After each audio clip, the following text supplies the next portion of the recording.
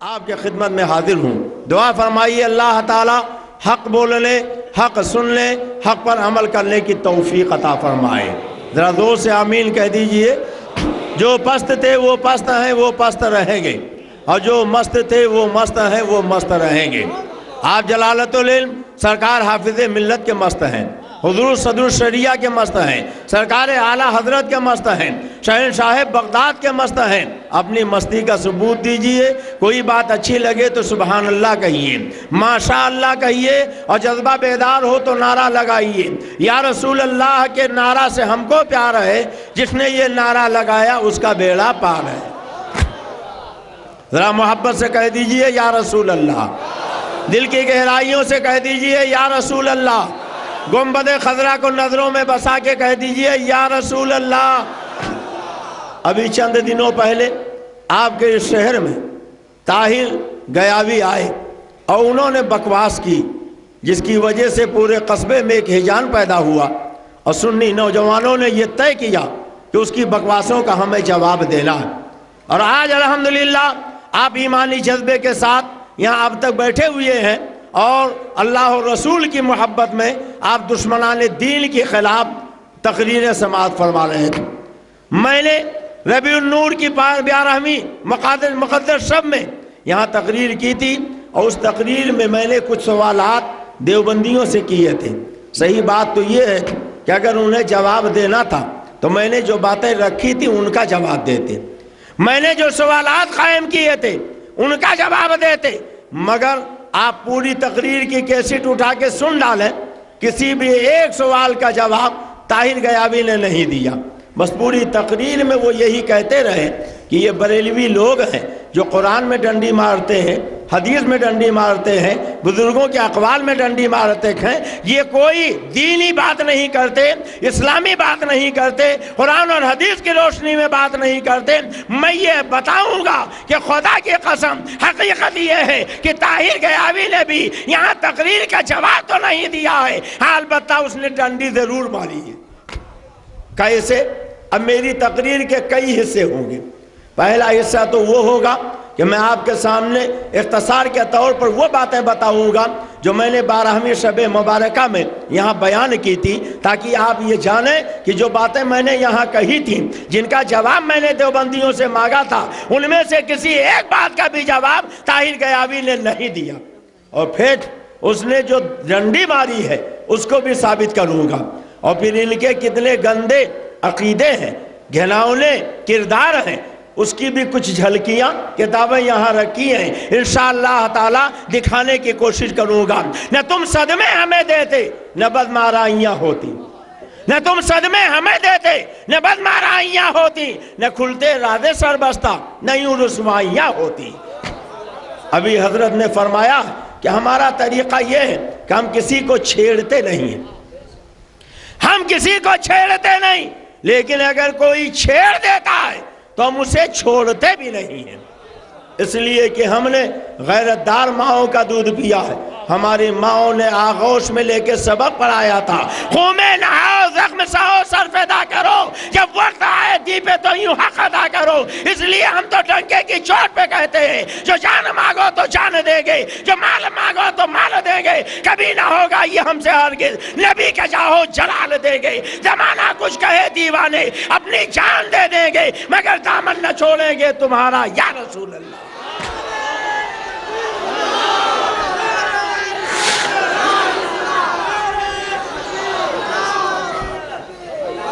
اور اجازت دو تو یہ ایک شعر اور پڑھ دوں، تمہارے دشمنوں کے سر کچلنے کو رہے قائم. کہہ دو سبحان اللہ. تمہارے دشمنوں کے سر کچلنے کو رہے قائم، غلامان شہ احمد رضا خان یا رسول اللہ، غلامان شہ احمد رضا خان یا رسول اللہ. حضرات جھگڑا شروع کہاں سے ہوا؟ ابھی پوری تاریخ حضرت علامہ مفتی صاحب قبلہ نے بیان فرمائی.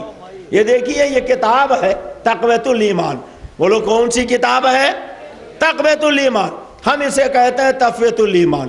آپ کو اچھی طرح یاد ہوگا کہ میں نے یہ کتاب 12वीं शब मुबारका में दिखाई थी। इसकी कुछ मनहूस और गंदी इबारतें भी सुनाई थी और मैंने पूछा था कि बताओ क्या ये कुरान और हदीस के मुताबिक अकीदा है, कुरान और हदीस के खिलाफ अकीदा है? चाहिए ये था कि अगर आप जवाब देने के लिए आए थे तो आप या तो कहते कि तक़वियतुल ईमान में जो अकीदा बयान किया गया है वही ताहिर गयावी का अकीदा है, वही मुबारकपुर के देवबंदियों का अकीदा है, या तो ये कहते और या ये कहते कि वो गलत बयान किया गया है, ऐसा तक़वियतुल ईमान में नहीं लिखा गया है। मगर पूरी कैसेट उठा के सुन डालिए, तक़वियतुल ईमान की जो इबारत है मैंने 12वीं शब मुबारका में सुनाई थी। किसी भी इबारत के सिलसिले में कोई एक बात उन्होंने नहीं कही है। कहते भी कैसे, वो जानते थे कि अगर मैं ऐलान करता हूँ हाँ हमारा यही अकीदा है तो देवबंद के या मुबारकपुर के लोग इतने जूते लगाएंगे कि खोपड़ी में एक बाल भी सलामत नहीं रह जाएगा।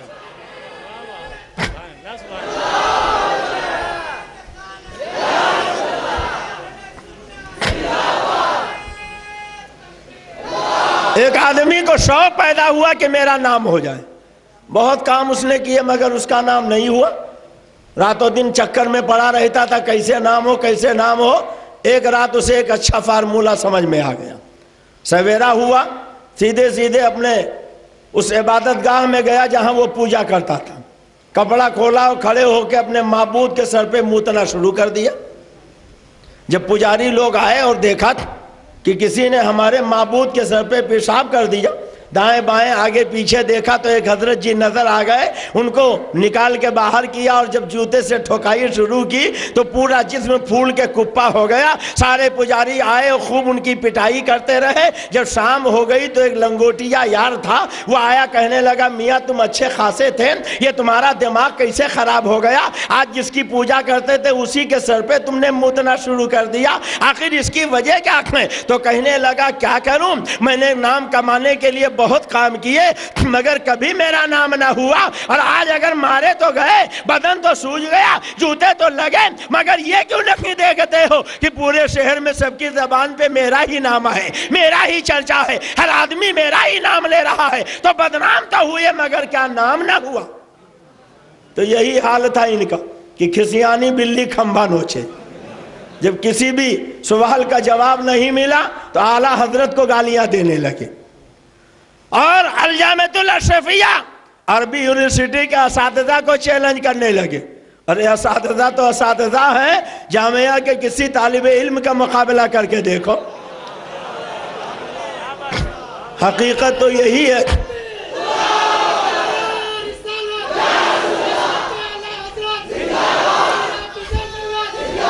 मैं तो चैलेंज करता हूं कि ताहिर गयावी जी, अरे चलो तुम देवबंद में पढ़े हो तो वहीं की सनद दिखा दो।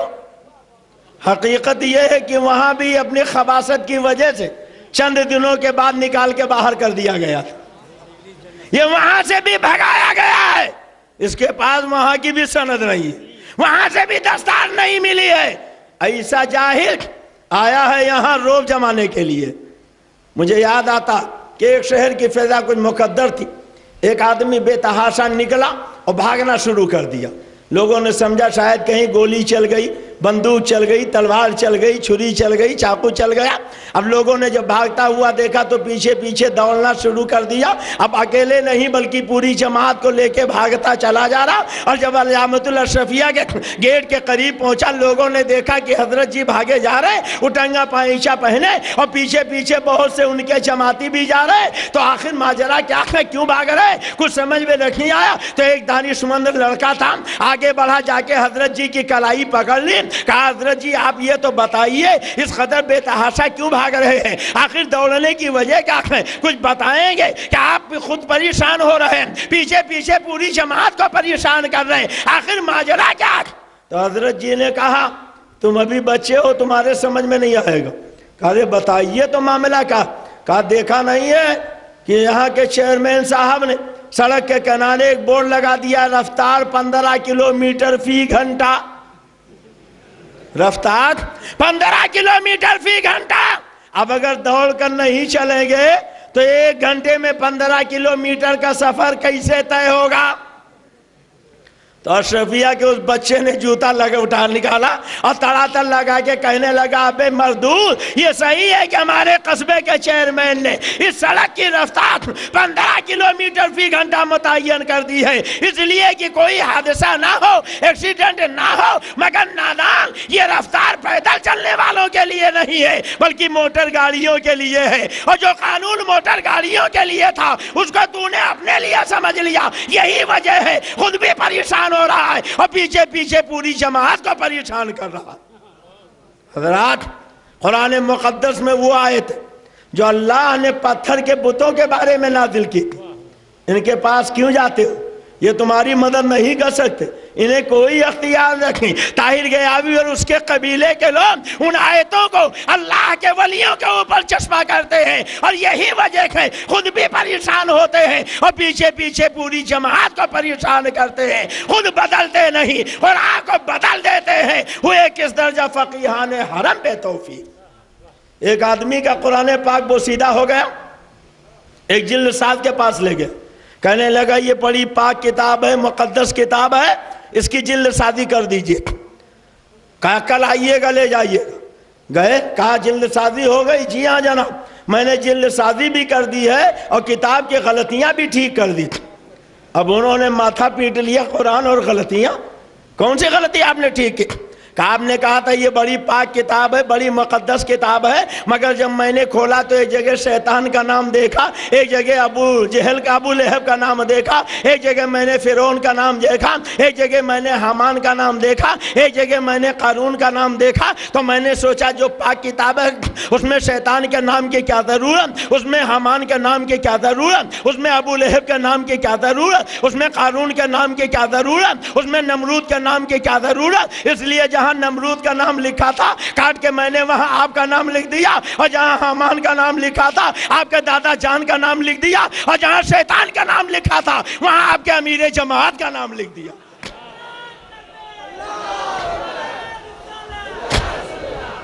خود بدلتے نہیں، قرآن کو بدل دیتے۔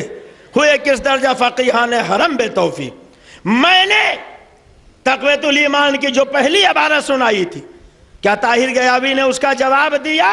آپ اس کا اندازہ لگائیے۔ یہ دیکھیے پہلی عبارت تقویت الایمان کے صفحہ 30 کی۔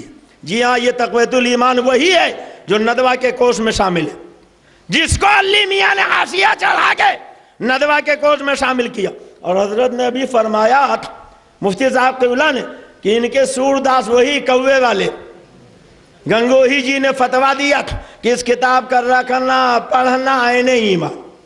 قرآن پاک پہ ایمان لانا تو ایمان ہے، مگر ہر وقت اپنے پاس رکھنا عین ایمان نہیں، اور جب رکھنا عین ایمان ہے تو اگر ایک لمحے کے لیے بھی الگ ہو جائے تو انہیں ایمان جدا ہو جائے گا۔ اب ان وہابیوں سے کہو پاخانے میں جائے تو تقویت الایمان سینے سے لگائے رہے، اگر لیٹرین میں ہوں تو تقویت الایمان سینے سے لگائے رہیں، باتھ روم میں ہوں اگر تو وہاں بھی یہ تقویت الایمان سینے سے لگائے رہیں، اور بیوی کے ساتھ بستر پر لیٹیں تو وہاں بھی تقویت الایمان سینے سے لگائے رہیں، اس لیے کہ ان کے یہاں تقویت الایمان کا اپنے پاس رکھنا عین ایمان ہے، اگر ایک لمحے کے لیے الگ کریں گے تو عین ایمان رخصت ہو جائے گا۔ خدا جب دین لیتا ہے تو عقلیں، زور سے بولو عقلیں، عقل ہوتے تو خدا سے نہ لڑائی لیتے، یہ گھٹائیں اسے منظور بڑھانا تیرا، مگر سن لو مٹ گئے مٹتے ہیں مٹ جائیں گے دشمن تیرے، نہ مٹا ہے نہ مٹے گا کبھی چرچا تیرا۔ یہ دیکھو یہ تقویت الایمان صفحہ 30۔ اسماعیل دہلوی لکھتا ہے اولیاء انبیاء میں اور جن شیطان میں اور بھوت پری میں کچھ فرق نہیں۔ کہہ دیجئے معاذ اللہ، سارے لوگ بولے معاذ اللہ۔ حضرات آپ کو یاد ہوگا میں نے یہ عبارت سنائی تھی، بولو سنائی تھی، ارے بولیے سنائی تھی۔ وہابیوں نے لکھا کہ اولیاء انبیاء میں اور جن شیطان میں اور بھوت پری میں کچھ فرق نہیں، مگر قرآن کیا کہتا ہے؟ اللہ کیا ارشاد فرماتا ہے؟ لا یستوی اصحاب النار و اصحاب الجنہ، جنت والے اور جہنم والے برابر نہیں ہو سکتے۔ کہہ دو سبحان اللہ۔ اولیاء جنتی، انبیاء جنتی، شیطان جہنمی، بھوت جہنمی۔ اللہ قرآن میں فرماتا ہے جنتی جہنمی برابر نہیں ہو سکتے۔ یہ وہابیوں کی کتاب، دیوبندیوں کی کتاب، ندویوں کی کتاب، طاہر گیاوی کی کتاب کہتی ہے اولیاء انبیاء شیطان بھوت میں کچھ فرق نہیں ہے۔ اب ایک طرف خدا کی کتاب، دوسری طرف وہابیوں کی کتاب۔ اب بولو اے مبارک پور کے مسلمانوں، یہ تقویت الایمان قرآن کے خلاف ہے کہ نہیں؟ ارے زور سے بولو، زور سے بولو۔ اچھا ایک بات بتاؤ، آپ اپنے نبی کو زندہ مانتے ہو؟ کتنے لوگ مانتے ہیں؟ ذرا ہاتھ اٹھائیے۔ نبی کے ہاتھوں کوثر کا جام پینا چاہتے ہیں؟ اپنے نبی کی شفاعت چاہتے ہیں؟ تو اب ایک بات بتائیے، ان وہابیوں نے آپ کے نبی کو شیطان بھوت کی طرح لکھا، ہاتھ اٹھائے رہیے، شیطان بھوت کی طرح لکھا۔ اب ان وہابیوں سے سلام کرنا چاہیے، ان کے پیچھے نماز پڑھنی چاہیے، ان کے ہاں شادی بیاہ کرنا چاہیے، ان کے ہاں رشتہ ناتا قائم کرنا چاہیے، ان کو اپنی شادی بیاہ میں دعوت کھلانی چاہیے۔ اگر نبی کے ہاتھوں کوثر کا جام پینا ہے، نبی کو زندہ مانتے ہو، تو ان باوقار علماء کو گواہ بنا کر وعدہ کرو وہابیوں نے نبی کو شیطان بھوت کی طرح لکھا ہے، وہابی سے سلام نہیں کریں گے، وہابی کے پیچھے نماز نہیں پڑھیں گے، وہابی کے ہاں شادی بیاہ نہیں کریں گے۔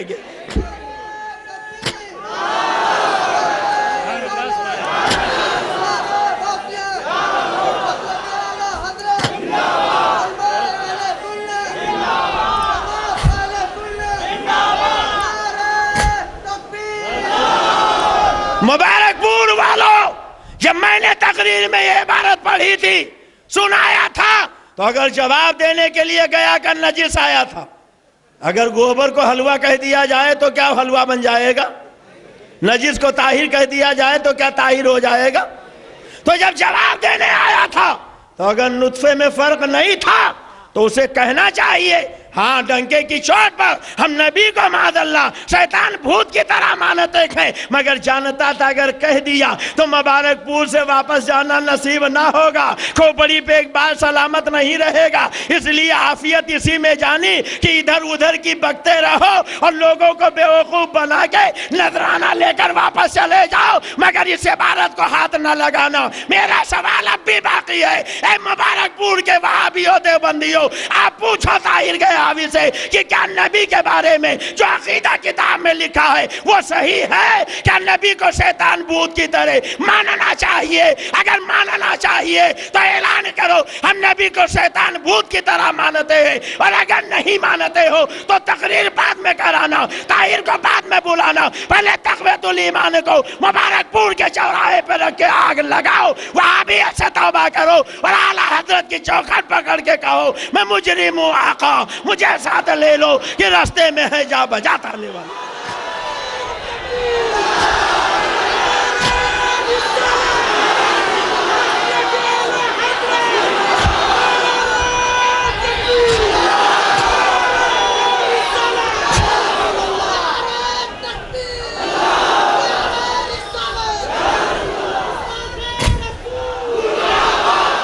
جواب دینے آئے ہو؟ جواب ابھی ہمارے حضرت مفتی صاحب قبلہ نے دیا، کہہ دو سبحان اللہ، ذرا محبت سے کہہ دو سبحان اللہ۔ ادھر ادھر کی پھکڑ بازی جواب نہیں ہوتی۔ چیلنج مناظرہ کیا اشرفیہ والوں کو، ارے اشرفیہ والوں سے کیا مناظرہ کرو گے؟ یہ ان کے دربار سے فیض حاصل کرنے والا ایک بے علم ہے، مگر ابھی جھارکھنڈ میں یہاں کہا تقریر میں کہ میرے جھارکھنڈ میں پیر صاحب آتے، اور شاید ہی کوئی ہفتہ بچتا ہو کہ جس میں جھارکھنڈ میں میری تقریر نہ ہوتی ہو۔ الحمدللہ جھارکھنڈ کے بیشتر شہروں میں چھوٹے چھوٹے دیہاتوں میں نے تقریر کی۔ ہتھگڈا نام کی ایک جگہ ہے، ابھی چند ہی دنوں پہلے تقریر کر کے آیا، بہت تل ملائے سارے وہاں طاہر کے چیلے، اور اس کے بعد جا کے کہا حضرت عبد المصطفیٰ آیا تھا، عیسیٰ عیسیٰ کہہ کے گیا ہے، ہم نے چیلنج مناظرہ کر دیا، اب آپ تاریخ بتائیے۔ وہ لوگ مناظرے کے لیے تیار ہیں، تو جواب دیا، خود بتایا وہاں کے لوگوں نے، کہا میں تقریر کرنے تو جاؤں گا مگر مناظرہ کرنے نہیں جاؤں گا۔ کیوں مناظرہ کرنے نہیں جاؤ گے؟ اس لیے کہ یہاں تو ہم نے جو سوالات کی یہ سب ہاتھ نہیں لگائے، اگر ایک آدھ میں ہاتھ لگایا تو ڈنڈی مار دیا۔ کیسے ڈنڈی مارا ابھی انشاءاللہ میں ثابت کروں گا، اور دن کے دوپہر کے طریقے سے اجاگر ہو جائے گا۔ ایک آدھ میں اس نے ہاتھ لگایا، تو وہاں بھی بجائے پوری بات کہنے کے ادھوری بات کہی اور ڈنڈی مار دیا. اور آپ سب انشاءاللہ یقین کرو گے کہ واقعی ڈنڈی مار کے گیا ہے, جواب کسی بات کا نہیں دیا. جواب دے دیا, وہ بیچارے منہ لٹکا کے چلے آئے. سنیوں نے کہا کیا ہوا؟ کہنے لگے کیا بتائیں, ہمارے مولانا نے دھوکہ دے دیا, جن پہ تکیہ تھا وہی پتے ہوا دینے لگے. انہوں نے کہا ہے کہ ہم تقریر کرنے چلیں گے, نذرانہ لینے چلیں گے, مگر مناظرہ کرنے نہیں جائیں گے, اس لیے کہ جب میدان مناظرہ میں آئیں گے تو وہاں تو ایسا ہوگا نہیں کہ ادھر ادھر کی ہانک کے چلے جاؤ, وہاں تو پوچھا جائے گا بتاؤ اشرف علی تھانوی نے جب لکھا بعد علم غیب کتے سور چوپائے کو حاصل ہے معاذ اللہ, اور تم کہتے ہو یہ علم غیب کی قسم میں ثابت کرنا یہ خان صاحب کا طریقہ ہے, تو بتاؤ اشرف علی نے کیسے لکھ دیا؟ تو وہاں کوئی جواب نہ ہوگا. بولو جواب ہوگا. اب آپ اجازت دو تو میں دوسری عبارت سناؤں جو میں نے اس دن سنائی تھی. بولیے سناؤں. آپ سنتے جائیے اور یاد کرتے جائیے کہ اس نے میرے کتنے عبارتیں سنائی تھی, سوالات کیے تھے, مگر ایک کا بھی جواب نہیں دیا. یہی تقویۃ الایمان صفحہ 41. اسماعیل دہلوی لکھتا, ہر مخلوق بڑا ہو یا چھوٹا اللہ کی شان کے آگے چمار سے بھی ذلیل ہے. کہہ دیجئے معاذ اللہ, زور سے کہیے معاذ اللہ. حضرات میں نے یہ عبارت سنائی تھی. اب طاہر صاحب کے اگر کچھ دیانت داری تھی تو کہتے کہ ہاں ہم نبی کو معاذ اللہ چمار سے زیادہ ذلیل مانتے, مگر ایسا انہوں نے نہیں کہا. اور اگر یہ نہیں کہا تو اگر ان کو یہ خیال تھا کہ میں نے عبارت غلط سنائی تو یہی کہتے مبارک پور میں کہ عبد المصطفیٰ غلط بیان کر گیا, ایسا ہماری کسی کتاب میں نہیں لکھا, مگر یہ بھی انہوں نے نہیں کیا تھا. اب آپ سے جب ہم نے پوچھا کہ نبی کے بارے میں تمہارے ملا نے چمار سے زیادہ دلیل لکھا ہے تو اس کا جواب آپ نے کیوں نہیں دیا ہے؟ یہ میرا سوال آج بھی باقی ہے. آپ یا تو کہیے ہم نبی کو چمار سے زیادہ دلیل مانتے ہیں, اور اگر نہیں مانتے ہیں تو تقویۃ الایمان میں آگ لگائیے, وہابیے سے توبہ کیجئے, اور حضور حافظ ملت کی چوکٹ پکڑ کے کہیے میں مجرم ہوں, آقا مجھے ساتھ لے لو کہ راستے میں ہے جا بجا آنے والی. حضرات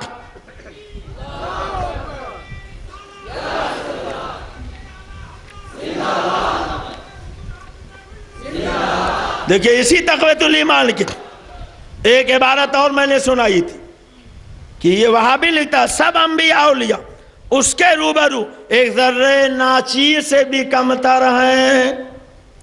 کہیے معاذ اللہ, زور سے کہیے معاذ اللہ.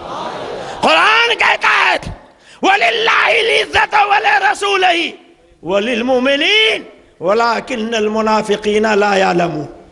عزت اللہ کے لیے, عزت رسول کے لیے ہے, عزت مومنوں کے لیے ہے, وَلَكِنَّ الْمُنَافِقِينَ لَا يَعْلَمُونَ. مگر جو منافق ہے وہ تو چمار سے زیادہ ذلیل لکھے گا, ذرے ناچیر سے کمتر لکھے گا. قرآن اپنے نبی کو عزت والا کہتا ہے, رفعت والا کہتا ہے, بلندی والا کہتا ہے, اور وہاں بھی چمار سے زیادہ ذلیل لکھتا ہے, ذرے ناچیر سے کمتر لکھتا ہے. اگر کچھ بھی دیانت داری تھی تو تمہیں کہنا چاہیے ہاں ہاں ہم نبی کو ذرے ناچیر سے کمتر مانتے ہیں, اور اگر نہیں مانتے تھے تو کہتے ہم سے اب تک غلطی ہو گئی, اب ہم توبہ کرتے ہیں, اور حافظ ملت کی چوکٹ پکڑ کے کہتے میں مجرم ہوں, آقا مجھے ساتھ لے لو کہ رستے میں ہے جا بجا تھانے والے.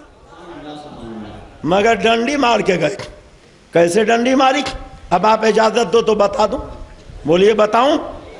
یہ انہی کی اصطلاح ہے, ہم تو نہیں کہتے ڈنڈی مارنے, مگر پوری تقریر میں 10 مرتبہ اس نے کہا یہ بریلوی لوگ ڈنڈی مارتے, قرآن میں ڈنڈی مارتے, حدیث میں ڈنڈی مارتے, یہ بریلوی لوگ شریعت میں ڈنڈی مارتے. ہم نہیں ڈنڈی مارتے, ڈنڈی تم مارتے ہو. کیسے؟ دیکھو اسی تقویۃ الایمان کی ایک عبارت میں نے اور سنائی تھی. صفحہ 126 پر لکھا کہ سارا کاروبار جہان کا اللہ ہی کے چاہنے سے ہوتا ہے, رسول کے چاہنے سے کچھ نہیں ہوتا. کہہ دیجئے معاذ اللہ. اور میں نے تفصیل سے اس عبارت کو صاحب کو سنایا اور اس کے روشنی میں بہت سی باتیں بتائیں. اس میں ایک بات میں نے یہ بھی بتائی تھی کہ ہم کہتے ہیں کہ ہمارا رسول وہ چاہتا ہی نہیں جو اللہ نہ چاہے. نبی وہی چاہتے ہیں جو ان کا پیارا خدا چاہتا ہے, اور خدا وہی چاہتا ہے جو اس کا پیارا مصطفیٰ چاہتا ہے. قرآن کہتا ان ہوا الا وحی یوحی, اعلیٰ حضرت فرماتے ہیں خدا کی رضا چاہتے ہیں دو عالم، خدا چاہتا ہے رضائے محمد۔ اس سلسلے میں نے پہلی مثال یہ دی تھی کہ اذان کا حکم کس نے دیا؟ رسول اللہ نے۔ یاد ہے آپ کو؟ ارے بولو یاد ہے؟ اور میں نے اس میں جو نماز کے اوقات گنائے تھے، فجر، ظہر، عصر، مغرب، عشاء، نماز پنجگانہ کا نام لیا تھا۔ پوری کیسٹ اٹھا کے دیکھ لیجئے، اسی مبارک پور میں اگر کوئی یہ ثابت کر دے کہ میں نے جمعہ کا نام لیا ہو تو 50 جوتے چوراہے پر میں برداشت کر لوں گا، اور اگر میں نے جمعہ کا نام نہیں لیا تھا تو آپ نے یہ ڈنڈی کیوں ماری؟ طاہر غیابی کہتا ہے کہ گلے پھاڑ پھاڑ کے تقریر میں کہا کہ اذان کا حکم اللہ نے نہیں رسول اللہ نے دیا۔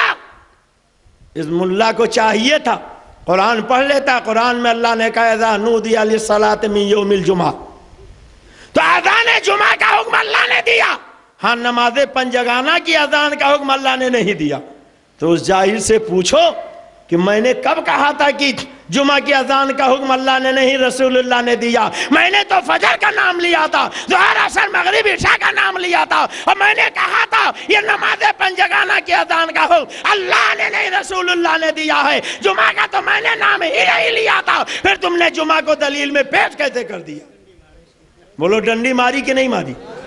ان کے ڈنڈی مارنے کا حال میں آپ کو بتاؤں کہ ہمارے یہاں لکھنؤ کے قریب میں ایک قصبہ ہے ملیح آباد، ہماری تقریر ملیح آباد والوں نے کروائی، میں نے اسی تقویت الایمان کو دکھا دکھا کے تقریر کی۔ وہاں بہت سے ملا ہیں جو ندوہ میں پڑھاتے ہیں، سنی لے کے پہنچ گئے، کیا آپ کے یہاں یہ کتاب پڑھائی جاتی ہے؟ ایسا لکھا، کہنے لگے ارے بالکل جھوٹ، غلط، ایک دم بالکل جھوٹ، غلط بول گئے عبد المصطفیٰ، ایسا ہماری کتاب میں کہیں نہیں لکھا۔ بھلا کوئی مسلمان ایسا لکھے گا؟ کوئی مسلمان ایسا پڑھے پڑھائے گا؟ یہ تو بالکل غلط ہے، ایک دم جھوٹ ہے۔ اور پھر سنیوں نے ہم کو فون کیا کہ ایک تاریخ اور دے دیجئے، آپ کے تقریر سے بہت فائدہ ہوا۔ میں نے بھی بہت خوشی خوشی ایک تاریخ اور دے دی، کچھ بتایا نہیں۔ انہوں نے پوسٹر چھپوایا، اس میں لکھا جلسے عید میلاد النبی، اور اس میں ہمارا نام لکھا تھا، اور پھر اس کے بعد وہ پوسٹر پورے ملیح آباد کے دیواروں پر لگایا۔ تو ملیح آباد کے وہابیوں نے پوسٹر پھاڑ پھاڑ کے جوتے سے رودا اور نالی میں پھینک دیا۔ جن سنیوں نے جلسے کا پوسٹر چھپوایا تھا، ہردوئی میں ان کا بہت بڑا دارالعلوم چلتا تھا، وہاں ایک سوال بھیجا کہ ایک ایسا پوسٹر کہ جس میں اللہ کا نام لکھا تھا، رسول اللہ کا نام لکھا تھا، عید میلاد النبی لکھا تھا، صلی اللہ علیہ وسلم لکھا تھا، ایک مولانا کا نام لکھا تھا، اسے لوگوں نے دیوار سے پھاڑا، جوتے سے رودا، نالی میں پھینکا۔ بتائیے جن لوگوں نے دیوار سے پھاڑا، جوتے سے رودا، نالی میں پھینکا، ان کے بارے میں شریعت کا حکم کیا؟ تو جانتے ہو ہردوئی کے مفتی نے جواب کیا دیا؟ الجواب میلاد النبی کا ثبوت قرآن اور حدیث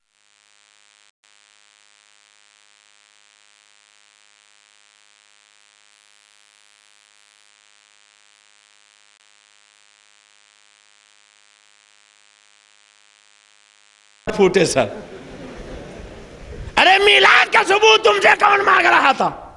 وہاں تو یہ پوچھا جا رہا تھا کہ جس پوسٹر میں اللہ کا نام ہو، رسول اللہ کا نام ہو، عید میلاد النبی ہو، اس کو پھاڑنا، جوتے سے رودنا، نالی میں پھینکنا کیسا؟ تم یا جائز لکھتے یا ناجائز لکھتے، مگر بجائے اس جواب کے وہ لکھتے ہیں کہ عید میلاد النبی کا ثبوت قرآن اور حدیث میں کہیں نہیں ہے۔ خدا جب دین لیتا ہے تو عقلیں، زور سے بولو عقلیں۔ ابھی ہمارے حضرت مفتی صاحب قبلہ نے ایک واقعہ، ایک بات ان کی بتائی، اس سلسلے میں بھی ایک ڈنڈی مارنے والی بات اور ایک فتوے کی بات میرے ذہن میں ہے، میں آپ کو بتا دوں۔ یہ دیکھیے یہ کتاب ہے الفاظات الیومیہ، الفاظات الیومیہ۔ نہ تم صدمے ہمیں دیتے، نہ بزمارائیاں ہوتی، نہ کھلتے راز سربستہ، نہ یوں رسوائیاں ہوتی۔ ابھی حضرت نے زبانی سنایا تھا، اب آپ تحریر میں سن لیجئے۔ ایک شخص نے کہا تھا وہ اپنی ماں سے بدکاری کیا کرتا تھا، کہہ دو معاذ اللہ، زور سے کہہ دیجئے معاذ اللہ۔ اگر کوئی معاذ اللہ یہ گھناؤنی، گندی، خبیث حرکت کرتا ہو تو اسے دلیل میں یا ثبوت میں یا واقعے میں لکھنا چاہیے، ارے بولو، لکھنا چاہیے۔ مگر خدا جب دین لیتا ہے تو عقلیں۔ تھانوی جی کہتے ہیں وہ اپنی ماں سے بدکاری کیا کرتا، کسی نے کہا رے خبیث یہ کیا حرکت ہے؟ تو کہتا ہے کہ جب میں سارا ہی اس کے اندر تھا تو اگر میرا ایک جز اس کے اندر چلا گیا تو حرج کیا ہوا؟ معاذ اللہ، زور سے کہیے معاذ اللہ۔ اب تھانوی جی اس پہ آگے حاشیہ جو چڑھاتے ہیں لکھتے ہیں یہ حکم بھی تو عقلیات میں سے ہو سکتا ہے۔ اے مبارک پور والو، تھانوی کی عقل تو یہ ہے کہ ماں سے بدکاری کرو عقل کے مطابق۔ کیا آپ کی عقل میں بھی ماں سے بدکاری کرنا آتا ہے؟ ارے بولو آتا ہے؟ مسلمان تو مسلمان، کسی چوڑے چمار کسی ہندو کسی کے عقل میں آتا ہے؟ زور سے بولیے۔ مگر یہ دیوبندی کی عقل ہے، انہی کی نہیں، ان کے گرو گھنٹال کی عقل ہے۔ یہ جن کو حکیم الامت کہتے ہیں، جنہیں ہم مریض ملت کہتے ہیں، یہ ان کی عقل ہے۔ کہتے ہیں ماں سے بدکاری کرنا یہ حکم بھی تو عقلیات میں سے ہو سکتا ہے۔ آگے لکھتے ہیں ایک شخص گو کھایا کرتا تھا، کہہ دیجئے معاذ اللہ، اور منع کرنے پر کہا کرتا تھا کہ جب یہ میرے ہی اندر تھا تو پھر اگر میرے ہی اندر چلا جائے تو اس میں کیا حرج ہے؟ معاذ اللہ، زور سے کہیے معاذ اللہ۔ اب دیکھو تھانوی جی اس میں جو لکھتے ہیں وہ سنیے، لکھتے ہیں تو ان چیزوں کو عقل کے فتوے سے جائز رکھا جائے گا۔ زور سے کہیے معاذ اللہ۔ ماں سے بدکاری کرنا، گو کھانا دیوبندیوں کے عقل کے فتوے سے جائز ہے۔ یہ ان کے سب سے بڑے مولانا لکھ رہے ہیں، حکیم الامت لکھ رہے ہیں۔ ارے جب جائز ہے تو پھر غیر گھر کی لانے کی ضرورت ہی کیا ہے؟ معاذ اللہ، زور سے کہیے معاذ اللہ۔ خدا جب دین لیتا ہے تو عقلیں، زور سے بولیے عقلیں، بولو یہ آپ کی عقل میں آتا ہے؟ آپ کی عقل میں آتا تھا؟ راجستھان میں قصبہ ہے میرتا سٹی حضرت، میں نے وہاں تقریر کی، یہی عبارت سنا دیا تو بڑی کھلبلی مچ گئی۔ میرتا سٹی والوں نے دارالعلوم دیوبند ایک استفتاء بھیجا تھا کہ الفاظات الیومیہ ملفوظات حکیم الامت مولانا اشرف علی تھانوی میں عبد المصطفیٰ نے بیان کیا کہ لکھا ہے کہ ماں سے بدکاری کرنا اور گو کھانا عقل کے فتوے سے جائز۔ کیا حضرت مولانا اشرف علی تھانوی نے ملفوظات میں یہ فرمایا ہے کہ الفاظات الیومیہ میں یہ عبارت ہے؟ بیچارے صبح و شام ڈاکیا سے پوچھتے رہے، جواب آیا، جواب آیا، جواب آیا۔ 2 مہینہ بیتنے کے بعد ایک لفافہ آیا، لوگ خوش ہو گئے کہ چلو جواب آ گیا دارالعلوم دیوبند۔ جب اسے کھولا تو اس میں پرچہ نکلا جس میں لکھا ہوا تھا کہ دارالعلوم دیوبند کے دارالفتہ کی زبان اردو ہے، اور چونکہ آپ نے سوال ہندی میں کیا ہے اس لیے اس کا جواب یہاں سے نہیں دیا جائے گا۔ اعلیٰ حضرت کا مقابلہ کرنے چلے، میرے امام کا مقابلہ کرنے چلے ہو؟ پوچھئے حضرت علامہ مفتی عبد المبین صاحب قبلہ متذلہ العالی سے کہ سرکار اعلیٰ حضرت کی زبان میں اردو میں سوال آیا تو اردو میں جواب دیا، فارسی میں سوال آیا تو فارسی میں جواب دیا۔ ارے اگر کسی نے انگریزی میں یا عربی میں سوال کیا تو اس میں بھی جواب دیا۔ ایک ایک وقت میں 500 خطوط آ جاتے تھے اور اعلیٰ حضرت سب کے جوابات لکھواتے چلے جاتے تھے۔ مانا عرب نے تجھ کو یہ گانا گایا، عجم نے تیرا ترانہ، مانے تجھ کو سارا زمانہ، ہم یہ سنت اعلیٰ حضرت، اچھی پلے چوٹی کے محبلے، پھاڑ دیے ہر ایک کے جبڑے، خنجر ایک کا خوب چلایا، ہم یہ سنت اعلیٰ حضرت۔ نعرہ تکبیر، نعرہ رسالت، علماء اہل سنت، مسلک اعلیٰ حضرت، فیضان حسن حفظ ملت، علامہ عبد المصطفیٰ صاحب دنیا، نعرہ تکبیر۔ تمہیں شرم نہیں آئی، غیرت نہیں آئی؟ تھانوی جیسے پھوہڑ کو اعلیٰ حضرت کے مقابلے میں پیش کر رہے ہو۔ میں نے جو تقریریں کی ہیں کئی عنوانات پر، ایک تقریر کا عنوان ہی ہے دیوبند کا بے حیا مجدد، ایک کیسٹ کا نام ہے دیو کے بندے، ایک کیسٹ کا نام ہے تبلیغی ٹولہ، ایک کیسٹ کا نام ہے تبلیغی جماعت کا آپریشن، ایک کیسٹ کا نام ہے رضا کے شیر کی للکار، اور ایک کیسٹ کا نام ہے وطن کا غدار کون، ایک کیسٹ کا نام ہے کیوں نہیں ہوتے مسلمان ایک۔ یہ 12-13 گھنٹے کی الگ الگ کیسٹیں ہیں، اور اب تو چشتیہ والوں نے MP3 میں یہ 12-13 گھنٹے کی تقریریں اکٹھا کر لی۔ آج میں نہیں لایا، لیکن اب آپ کا جذبہ دیکھ کے میں سوچ رہا ہوں کہ انشاءاللہ یہاں جو کیسٹیں بکتی ہیں کس کے ہاں بکتی ہیں؟ اچھا آپ کے ہاں۔ تو ان کے یہاں بس 2-4 دن میں بھیجوا دوں گا، پھر ان کی ساری کچا چھٹا اور قلعی کھل جائے گی، تابوت میں ایسی کیل ٹوٹ جائے گی کہ کوئی مائی کا لال سر نہیں اٹھا سکتا۔ اعلیٰ حضرت کے مقابلے میں تھانوی کو پیش کرنے چلے، کون اعلیٰ حضرت؟ منور ہو گیا دل الفتح محبوب یزدہ سے۔ یہ کس نے ذکر چھیڑا آ کے حق بریلی کا؟ فکر عوام کے گھر چھوڑ کے تھیلی آئیں، کوٹ چشموں سے کہو سیدھے بریلی آئیں۔ نوازش عنایت ہے کرم ہے اعلیٰ حضرت کا، پلایا جام ہم کو مصطفیٰ پیارے کی الفت کا، پڑا خطبہ زمین پر سرور دی کی امامت کا، تو اے افلاق پر چرچا جناب اعلیٰ حضرت کا۔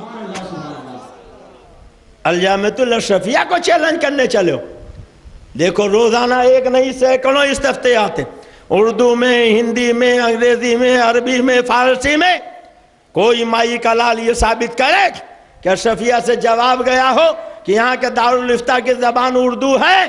آپ نے عربی میں سوال کیا، جواب نہیں دیا جائے گا، انگریزی میں سوال کیا، جواب نہیں دیا جائے گا، ہندی میں سوال کیا، جواب نہیں دیا جائے گا۔ میں پوچھتا ہوں طاہر گیاوی سے، اگر کوئی ایسا ہو کہ جہاں کوئی ہندی کے سوا کچھ نہ جانتا ہو تو کیا اسے دین سیکھنے کا حق نہیں ہے؟ کیا شریعت کی بات جاننے کا حق نہیں ہے؟ یہ کیسا تمہارا دارالافتاء ہے کہ جہاں 2 مہینے کے بعد جواب لکھا جاتا ہے؟ ہمارے دارالافتاء کی زبان اردو ہے، آپ نے سوال ہندی میں کیا ہے، اس لیے ہم جواب نہیں دیں گے۔ اگر جواب چاہتے ہو تو اردو میں بھیجو۔ راجستھان کے لوگوں نے کسی اردو دا کو تلاش کیا، پھر اردو میں سوال لکھوایا، پھر بھیجا، پھر 2.5 مہینے کے بعد جواب آیا۔ تو جانتے ہو کیا جواب آیا؟ وہی ڈنڈی مارنے والا جواب۔ الجواب، یہ خبیث عبارت حفظ الایمان میں کہیں نہیں ہے۔ نہیں سمجھے آپ؟ سائل پوچھ رہا ہے ملفوظات حکیم الامہ الفاظات الیومیہ میں ہمارے تھانوی صاحب نے کہا ہے کہ ماں سے بدکاری کرنا، گو کھانا عقل کے فتوے سے جائز ہے، کیا صحیح ہے؟ تو ان کو لکھنا چاہیے ہاں صحیح ہے یا غلط ہے۔ ارے جھوٹی ہی لکھتے کہ لکھ دیتے غلط ہے، مگر نہ صحیح نہ غلط، انہوں نے سوچا نہ رہے بانس نہ بجے بانسری، انہوں نے جڑ سے لکھ دیا کہ یہ مکروہ خبیث عبارت حفظ الایمان میں کہیں نہیں ہے۔ ارے مفت کے مفتیوں، حفظ الایمان کے بارے میں پوچھا ہی کس نے تھا؟ پوچھا تو ملفوظات حکیم الامت کے بارے میں تھا۔ پتا چلا ڈنڈی مارنا خالی طاہر گیاوی کی عادت نہیں ہے، پورے دیوبندیوں کی عادت ہے، ہمیشہ ڈنڈی مارا کرتے تھے۔ تو اگر مبارک پور میں ڈنڈی مار گیا تو کوئی نئی بات تھوڑے کی ہے، ڈنڈی مارتا کہتا ہے جمعہ کی اذان کا حکم قرآن میں ہے، ہاں البتہ نماز پنجگانہ کی اذان کا حکم رسول اللہ نے دیا۔ تو میں نے تو نماز پنجگانہ ہی کا نام لیا تھا، اور اگر یقین نہ ہو تو کیسٹ تو آپ کے ہاں بنی ہے نا، کیسٹ لے کے سن لو۔ اگر یہ ثابت کر دو کہ میں نے جمعہ کا نام لیا ہو، فجر کا نام لیا، ظہر اثر مغرب عشاء کا نام لیا، جمعہ کا نام نہیں لیا تھا، اس لیے کہ میں بھی جانتا تھا جمعہ کے بارے میں اللہ نے فرمایا ہے اذا نودی للصلاۃ من یوم الجمعہ، اس لیے میں نے جمعہ کو چھوڑ دیا تھا، نماز پنجگانہ کے بارے میں کہا تھا۔ اور پھر بخاری شریف اٹھا کے دیکھو، اس میں کتاب الاذان میں حضرت انس سے روایت ہے کہ صحابہ سے سرکار نے پوچھا کیسے نماز کی اطلاع دی جائے؟ کسی نے کہا ناقوس بجایا جائے، کسی نے آگ جلائی جائے، کسی نے کہا سنگ بجائے جائیں، مگر میرے آقا نے بلال سے کہا نہیں، تم اذان دیا کرو۔ اذان کے الفاظ میرے سرکار نے بتائے ہیں۔ پتا چلا کہ صاحب بخاری بھی کہتے ہیں اذان کا حکم رسول اللہ نے دیا۔ تو جو میں نے کہا تھا وہی تو امام بخاری نے کہا، وہی تو کتاب الاذان میں ہے۔ پھر یہ ڈنڈی مارنے والا آیا، ڈنڈی مار کے چلا گیا، لوگ بگنے بجا رہے ہیں کہ ہمارے حضرت جی نے بہت اچھا کیا، بہت اچھا کیا۔ میں نے ایک اخبار دکھایا تھا، میں نے یہ بتایا تھا کہ سرکار دو عالم کی ماں حضرت آمنہ کی قبر ان وہابیوں نے کھودی، اور خالی کھودی نہیں، کھود کے مٹی کا تیل چھڑک کے آگ لگا دیا۔ یہ نئی دنیا 26 مارچ سے 1 اپریل 2007 کا شمار۔ کہتا ہے کہ چاہیے بتاؤ صدیق اکبر نے چادر چڑھائی، فاروق اعظم نے چادر چڑھائی، عثمان غنی نے چادر چڑھائی، مولا علی نے چادر چڑھائی، رسول اللہ نے کسی نبی کی میلاد منائی؟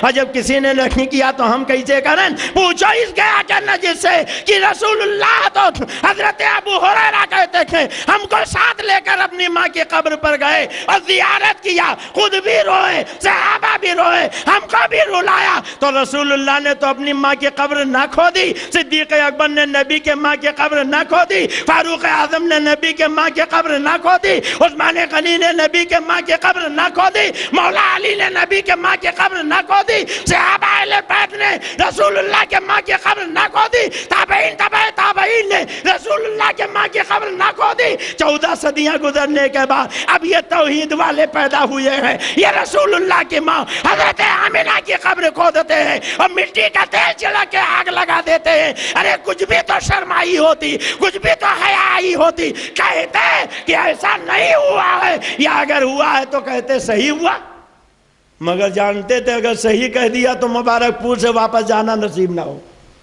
اس لیے ڈنڈی مار گئے۔ کیسے ڈنڈی ماری؟ آپ اجازت دو تو بتا دوں۔ میں نے ایک واقعہ سنایا تھا کہ یہ کہتے ہیں اس لیے کھودا کہ رسول اللہ کی ماں جہنمیہ تھی، کافرہ تھی معاذ اللہ۔ حضرت سے پوچھئے، الحمدللہ بڑی شاندار تحقیق ہے، اور ایسے نکاح بیان فرماتے ہیں، پڑھ کے تحریریں ایمان تازہ ہو جاتے ہیں، عقیدہ نکھر جاتا۔ ان وہابیوں نے روایتیں بدل ڈالی، جہاں لکھا تھا ماں ماتا علی الکفر، وہاں ماں نکال دیا اور ماتا علی الکفر کر دیا۔ میرے پیر و مرشد حضرت شیر بیش سنت نے سرکار کے والدین کے بارے میں مکمل ایک فتویٰ دیا، اور اس میں کتابوں کے حوالے دکھائے کہ کتابوں میں تو ماں ماتا علی الکفر، مگر ان وہابیوں نے خیانت کر کے ماں نکال دیا، مگر ہندوستان کی کتابوں میں نکالا ہے۔ اب بھی مصر میں وہ کتابیں ان کے نسخے موجود ہیں، اور اس میں یہی ہے کہ ماں ماتا علی الکفر، یعنی سرکار کے والدین کریم ہیں، کفر پہ نہیں مرے ہیں، تو انہوں نے نہیں نکال دیا، بس وہی کیا کہ لا تقربوا الصلاۃ تو پڑھتے ہیں اور وہاں تم سکارا چھوڑ دیتے ہیں۔ خدا جب دین لیتا ہے تو عقلت۔ میں نے اس سلسلے میں ایک واقعہ سنایا تھا، اس واقعے کو چٹکارے لے کے اس نے خوب سنایا، کہا جلالت العلم نہیں، یہ علم کے یتیموں کے سامنے آ کے بیان کر گیا، معاذ اللہ، بڑی گستاخیاں کی۔ واقعہ میں نے یہ سنایا تھا کہ سرکار اپنی بیٹی حضرت فاطمہ کے گھر گئے، دیکھا روٹیاں پکا رہی، چہرہ پسینے میں شرابور، کپڑا پسینے میں تت۔ آقا نے فرمایا شہزادی کچھ دیر سستا لو، کچھ روٹیاں میں نکالوں گا۔ سرکار نے روٹیاں ڈالی اور جب نکالی تو کچی نکلی۔ حضرت فاطمہ نے کہا بابا جات میرے ہاتھ کی روٹیاں پکی ہوئی نکلی، آپ کے ہاتھ کی روٹیاں کچی کیوں نکلی؟ تو آقا نے فرمایا اس آٹے میں میرا ہاتھ لگ گیا، آگ میں طاقت نہیں کہ اسے جلا سکے۔ بولیے یہ واقعہ سنایا تھا نا؟ اب اس کو چٹکارے لے لے کے اس نے کہا یہ قصے، یہ کہانیاں، یہ من گھڑت باتیں یہاں اس مبارک پور شہر میں بیان کیا جاتا ہے، اور لوگ واہ واہ کرتے ہیں، نعرے لگاتے ہیں، لوگ سنتے ہیں، ارے یہ بالکل جھوٹے قصے ہیں، یہ باطل قصے ہیں، یہ کہانیاں ہیں، یہ من گھڑت باتیں۔ میں کہتا ہوں ماں نے اگر دودھ پلایا ہے، نطفے میں فرق نہیں ہے، تو میں تمہیں حوالہ بتاتا ہوں، جا کے دیکھ لینا۔ ہندوستان میں علم حدیث کی آبرو کا نام حضرت شیخ محقق شاہ عبدالحق محدث دہلوی ہے، کہہ دو سبحان اللہ۔ یہ کون ہے شیخ محقق شاہ عبدالحق محدث دہلوی رحمت اللہ علیہ؟ یہ وہی ہے جن کے فیضان کرم سے آج پورے ہندوستان میں حدیث کا درس دیا جاتا، چاہے وہ دیوبند ہو یا ندوہ، بریلی شریف ہو یا الجامعۃ الاشرفیہ۔ یہی وجہ ہے کہ جھوٹے ہی صحیح ندوہ دیوبند والے بھی کہتے تھے کہ شیخ محقق کو ہم مانتے، حضرت شاہ عبدالحق محدث دہلوی کو ہم مانتے۔ سنو، حضرت شاہ عبدالحق محدث دہلوی محدث علی الاطلاق، کہہ دو سبحان اللہ۔ اپنی کتاب مدارج النبوہ 2 جلد اور فتح مکہ کے بیان میں یہ پورا واقعہ اسی طریقے سے بیان فرماتے، سبحان اللہ۔ اگر میں نے مبارک پور میں بیان کر دیا، تم نے کہا یہ غلط ہے، کہانی ہے، قصہ ہے، جھوٹ ہے، تو پھر تمہارے ندوہ میں بھی مدارج النبوت رکھی ہے، دیوبند میں بھی مدارج النبوت رکھی ہے، تو اگر یہاں بیان کرنا قصہ کہانی جھوٹ ہے تو پھر جا کے وہاں سے بھی تم وہ مدارج النبوت کو نکالو، اور جو لوگ پڑھتے پڑھاتے ہیں ان کو قصہ کہانی کہنے والا کہو، اور میں نے دودھ پلایا ہے تو حضرت شیخ پہ حکم لگاؤ، میں نے اپنی طرف سے کچھ نہیں کہا، میں نے وہی کہا ہے جو ہمارے امام اور تم بھی جن کو ماننے کا دعویٰ کرتے ہو حضرت شیخ محقق نے مدارج النبوت میں لکھا ہے۔ اب بولو مسلمانوں، اس سے بڑا ثبوت چاہیے؟ اب اتنا ثبوت ہونے کے بعد بھی وہ ڈنڈی مار کر چلا گیا۔ ارے بولیے، ڈنڈی مارا کہ نہیں مارا تھا؟ کیسے کیسے ڈنڈی مارتا؟ شفاعت کی حدیث بیان کرتا ہے تو ڈنڈی اس میں بھی مارتا، کہتا حضرت آدم نے کہا اذهبوا نفسی نفسی نفسی نفسی، حضرت ابراہیم نے کہا نفسی نفسی، حضرت سیدنا موسیٰ کلیم اللہ نے کہا نفسی نفسی، حضرت عیسیٰ نے کہا نفسی نفسی، مگر کیا اتنا ہی کہا تھا؟ حضرت ابراہیم نے، حضرت آدم نے بھی کہا تھا نفسی نفسی اذهبوا الی غیری، حضرت ابراہیم نے بھی کہا تھا نفسی نفسی اذهبوا الی غیری، حضرت موسیٰ نے بھی کہا تھا نفسی نفسی اذهبوا الی غیری، تو نفسی نفسی تو کہتا ہے، اذهبوا الی غیری ڈنڈی مار کے چھپا دیتا ہے، نہیں بیان کرتا ہے، اس لیے کہ اگر بیان کرے گا تو اسی کے چیلے چاپل اس کا دامن تھام لے گے کہ ایک طرف تو کہتے ہو غیر اللہ سے نہیں مانگنا چاہیے، یہ عقیدہ بریلویوں کا عقیدہ ہے، تو بریلویوں کا عقیدہ تو دنیا میں بھی چل رہا ہے، میدان محشر میں بھی چلے گا، تمہارا عقیدہ نہ دنیا میں چلتا نہ میدان محشر میں چلے گا۔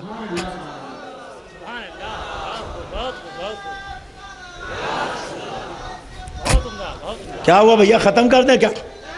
ختم کر دیں؟ اچھا دیر سے بیٹھے، ضرورت سے جا رہا ہے، آپ لوگوں کو کوئی ضرورت تو نہیں ہے؟ ارے بولیے، یہ ڈنڈی مارا کہ نہیں مارا؟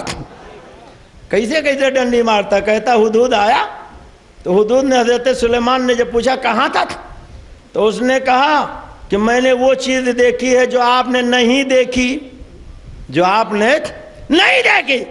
تو کیا یہ کہنے سے یہ بات ثابت ہو گئی کہ ان کو علم بھی نہیں ہے؟ تم نے ہدہد کا کلمہ پڑھا ہوگا، ہم نے نبی کا کلمہ پڑھا، کہہ دو سبحان اللہ۔ ہدہد نے کہا میں وہ دیکھ کے آیا ہوں جو آپ نے نہ دیکھی، یہ تو تم نے بیان کر دیا، مگر آگے کی بات ڈنڈی مار کے ختم کر گئے۔ کیسے ڈنڈی ماری؟ اتنی بیان کر کے کیوں چھوڑ دیا؟ اَفَتُؤْمِنُونَ بِبَعْضِ الْكِتَابِ وَتَكْفُرُونَ بِبَعْضٍ، بعض آیتوں پر ایمان لاتے، بعض کا انکار کرتے تھے۔ حضرت سلیمان علیہ السلام سے جب ہدہد نے ساری بات بتائی، انہوں نے خط لکھا، ملکہ نے خط پڑھا تو تحفے بھیجے، حضرت سلیمان نے لوٹا دیا۔ ملکہ نے کہا کہ واقعی اللہ کا نبی ہے، پیغمبر ہے، ایمان لانا چاہیے، چلی۔ اور جب چلی تو حضرت سلیمان فرماتے ہیں ملکہ آ رہی، تم میں کوئی ایسا ہے جو ملکہ کا تخت یہاں لے آئے؟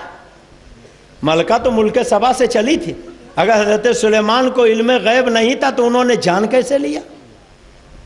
ہدہد نے اگر کہہ دیا کہ میں نے وہ دیکھا جو آپ نے نہ دیکھا، تو اس سے تو تم نے ڈنڈی مار کے یہ ثابت کرنا چاہا کہ حضرت سلیمان کو غیب کا علم نہیں تھا، مگر جب ملکہ ملک سبا سے چلی، حضرت سلیمان یہیں سے بیٹھے دیکھ رہے، اس کو ڈنڈی مار کے الگ کر گئے۔ حضرت سلیمان کہتے ہیں ہے کوئی جو ملکہ کا تخت لے آئے؟ تو قال عفریت من الجن، ایک جن کہتا، کیا کہتا تھا؟ اب مجھے اجازت دیجیے، میں آپ کا دربار برخاست ہونے سے پہلے لے آؤں گا، یہ جن کہہ رہا۔ حضرت سلیمان فرماتے ہیں وہ تو بالکل قریب آ گئی، تقریباً 3 کلومیٹر کا فاصلہ، اور دربار تو دوپہر تک چلتا، تم نے تو بہت ٹائم لے لیا تھا، کیا اس سے زیادہ جلدی کوئی لا سکتا؟ تو قرآن ہی میں ہے کہ ایک عالم کتاب حضرت سلیمان کے امتی اٹھ کے کھڑے ہوئے، ہدہد کی بات کو دلیل بنانے والوں، حضرت سلیمان کے ولی عالم کتاب حضرت عاصم بن برقیہ فرماتے ہیں انا آتیک بہی قبل ان یرتد الیک طرفہ، اے اللہ کے نبی اب مجھے اجازت دیجئے، میں پلک جھپکنے سے پہلے لے آؤں گا۔ ارے کہہ دو سبحان اللہ، سب مل کے کہہ دو سبحان اللہ۔ اب ہدہد کی بات تو بتائی، مگر حضرت سلیمان کے ولی کی بات بولو، ڈنڈی مار نے بتائی؟ ارے بولیے بتائی؟ اب ڈنڈی مارا کہ نہیں مارا؟ قرآن میں ڈنڈی مار رہا، شریعت میں ڈنڈی مار رہا، حدیث میں ڈنڈی مار رہا۔ ایک بات تو بتاتا کہ ہدہد نے کہا میں نے وہ دیکھا جو آپ نے نہیں دیکھا، اور یہاں ڈنڈی مار دیا کہ حضرت سلیمان کے ولی کہتے ہیں میں پلک جھپکنے سے پہلے لے آؤں گا. ارے جب سلیمان علیہ السلام کو معاذ اللہ علم نہیں تو پھر ان کے امتی کو علم کیسے ہو گیا کہ وہ تخت ہے کہاں, کیسا ہے, کتنا بڑا ہے, اور پھر وہ لائیں گے کیسے؟ اگر لانا ہے تو علم ہونا ضروری ہے. پتہ چلا قرآن سے ثابت ہو گیا کہ حضرت سلیمان تو نبی ہے. ارے ان کے امتی ولی کا حال یہ ہے انہیں علم ہے کہ ملکہ کہاں رہتی ہے, اس کا تخت کہاں ہے, اور پلک جھپکنے سے پہلے وہ لا بھی سکتے. تو جب قرآن سے امتی کا علم ثابت ہو گیا تو پھر نبی کے علم میں کوئی شبہ رہ گیا؟ مگر یہ ڈنڈی مار گیا. ارے بولو ڈنڈی مارا کہ نہیں مارا؟ یہ تو ہمیشہ کے ڈنڈی مارے. کیسے ڈنڈی مارا؟ آپ تو ان کی نماز دیکھتے ہو, روزہ دیکھتے ہو, کہتے صاحب مارے ہم تو عبادت کرنے والے, یہ جلوس نکالنے والے, جلسے کرنے والے, عید میلاد النبی کی 12ویں منانے والے. کانپور میں, لکھنؤ میں, بمبئی میں جہاں عید میلاد النبی کا جلوس نکلتا سب یہی لوگ آگے آگے بڑھ کے قیادت کرتے ہیں. تو اگر سب ناجائز ہے, حرام ہے, شرک و بدعت ہے, تو یہ مبارک پور میں ڈنڈی مارا ہے, وہاں کیوں نہیں جا کے ڈنڈی مارتے؟ فتویٰ لگا اپنے ملاؤں پر. اور پھر حکومت نے جب 12ویں تعلیم کی چھٹی کا اعلان کیا تو سارے وہابیوں دیوبندیوں کو کہنا چاہیے صاحب یہ 12ویں منانا شرک و بدعت ہے, 12ویں کی ہمیں کھجلی نہیں ہے, بریلویوں کو کھجلی, وہ چھٹی منائیں, ہم اس دن کام کریں گے. اگر تم ڈرائیور ہو تو جا کے روڈ ویز میں گاڑی چلاؤ اور ٹرین چلاؤ, اور اگر تم کچھ نہیں کر پاتے ہو تو جا کے سڑک پہ جھاڑو لگاؤ, جا کے ریل کی پٹریاں صاف کرو. اس لیے کہ 12ویں کے دن چھٹی منانا تمہارے نزدیک شرک و بدعت ناجائز حرام ہے. نہ صدیق اکبر نے منائی, نہ فاروق اعظم نے منائی, نہ عثمان غنی نے منائی, نہ مولا علی نے منائی. تو اے دیوبندیوں تم کیوں چھٹی مناتے ہو؟ اے وہابیوں تم کیوں چھٹی مناتے ہو؟ اب اگر نطفہ صحیح ہے تو کیسے 12ویں ربیع الاول کی تاریخ میں چھٹی منانا چھوڑ دو؟ تمہیں چاہیے اس دن ڈنڈی نہ مارو بلکہ 12ویں کے دن کام کیا کرو. مدح صحابہ کا جلوس نکالا اور وہ سب ان کے ہاں جائز ہو, بس ناجائز اگر ہے تو خالی عید میلاد النبی. میں نے تقریر میں یہ بھی کہا تھا کہ دیوبند کے 100 سال ہو گئے تھے تو دیوبند کا 100 سالہ جشن منایا تھا, اس کو بھی ہاتھ نہیں لگایا, ڈنڈی مار گئے. اس لیے کہ منایا تھا. اور اندرا گاندھی کو بلایا, ایک ناری کو بلا کے سب ٹکٹکی باندھ کے دیکھ رہے ہیں. کسی اخبار نے ہیڈنگ لگائی تھی ساڑی اوپر داڑھی نیچے, اور بالکل صحیح لگایا تھا. بلڈ والوں نے ہیڈنگ لگائی تھی دیوبند کا 100 سالہ جشن یا کمبھ کا میلہ. ان کی داڑھیاں تو نیچے ہمیشہ ہی رہتی ہیں, انہیں کی کیا ان کے گرو گھنٹالوں کی نیچے رہتی. میں بتانا نہیں چاہتا تھا, بولنا نہیں چاہتا تھا, مگر مفتی صاحب کہتے نہیں بتائیے. اور پھر ظاہر ہے کہ شیشے کے گھر میں بیٹھ کے پتھر ہیں پھینکتے, دیواریں آہنی پہ حماقت تو دیکھیے. شیشے کے محل میں رہ کر آہنی محل والوں کو پتھر پھینک رہے ہو, میرے اعلیٰ حضرت پہ کیچڑ اچھالتے ہو. یہ دیکھو اشرف السوانح, کون سی کتاب ہے؟ تھانوی جی کے حالات کی کتاب, صفحہ ہے 28. لکھتے ہیں تھانوی جی کے مرید تھے, ایک بار اس کو محبت کے جوش میں حضرت والا سے بہت جھجکتے, جملہ سنیے, اور شرماتے ہوئے دبی زبان سے عرض کیا. یاد رکھیے گا, جھجکتے ہوئے, شرماتے ہوئے, دبی زبان سے. ایک ایک جملے کو ذہن میں رکھیے گا.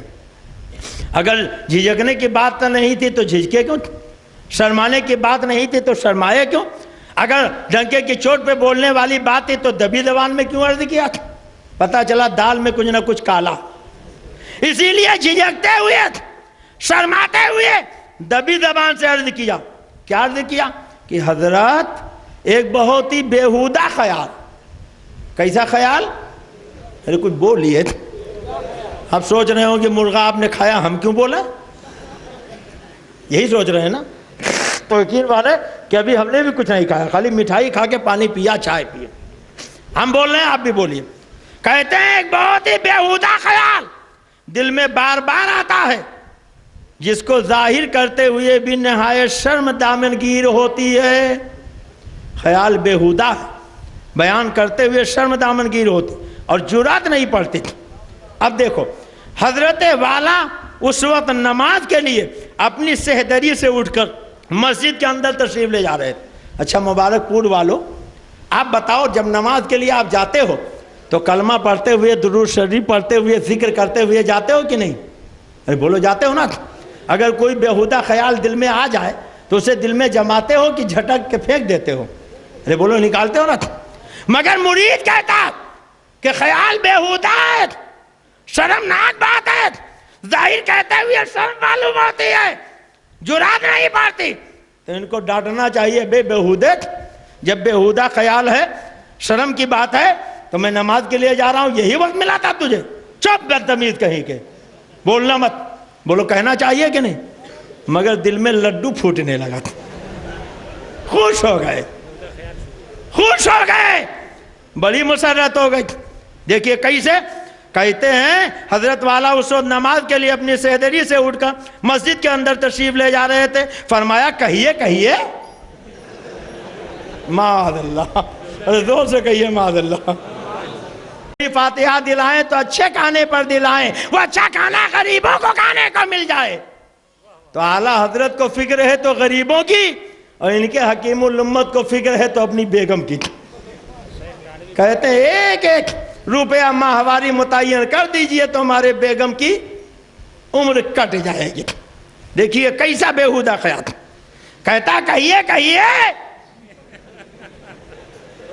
اپنی طرف سے نہیں کہہ رہا ہوں، 2 مرتبہ لکھا ہے، کہیے کہیے۔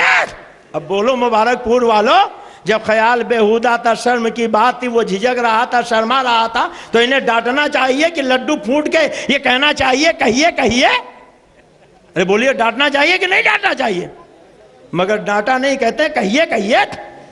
اور جب انہوں نے مرید نے دیکھا حضرت خود ہی باتیں کھل گئی، سراپا شوق بن گئے، تو اس کا بھی حوصلہ بڑھا۔ لکھتے ہیں آحقر نے غائر شرم سے سر جھکائے ہوئے عرض کیا، کیا عرض کیا؟ کہ میرے دل میں بار بار یہ خیال آتا ہے، بار بار یہ خیال آتا تھا، کیا خیال؟ کہ کاش میں عورت ہوتا۔ معاذ اللہ، زور سے کہہ دیجئے معاذ اللہ۔ اچھا یہ بتاؤ، آپ کو اللہ نے مرد بنایا، آپ کے دل میں عورت بننے کا خیال کبھی آیا؟ کسی کے دل میں آیا ہو تو ہاتھ اٹھا دے۔ کوئی اس میں عورت بننا چاہتا تو ہاتھ اٹھا دے۔ اچھا جو نہیں بننا چاہتے ذرا وہ ہاتھ اٹھا لے۔ ماشاءاللہ کوئی نہیں بننا چاہتا، مگر یہ تھانوی صاحب ہے، ان کے مرید ہے۔ نہ تم صدمے ہمیں دیتے، نہ بدمارائیاں ہوتی، نہ کھلتے رازے سربستہ، نہ یوں رسوائیاں ہوتی۔ ابھی تو آپریشن ہو رہا، اگر پھر آئے تو اب کی آپریشن نہیں ہوگا بلکہ پوسٹ مارٹم ہو جائے گا۔ پوسٹ مارٹم چھوڑ کے جا رہا ہوں۔ آج لوگ آتے ہیں کہتے ہیں صاحب ایسی بات مت کیجئے جس سے اشتعال بڑھ جائے۔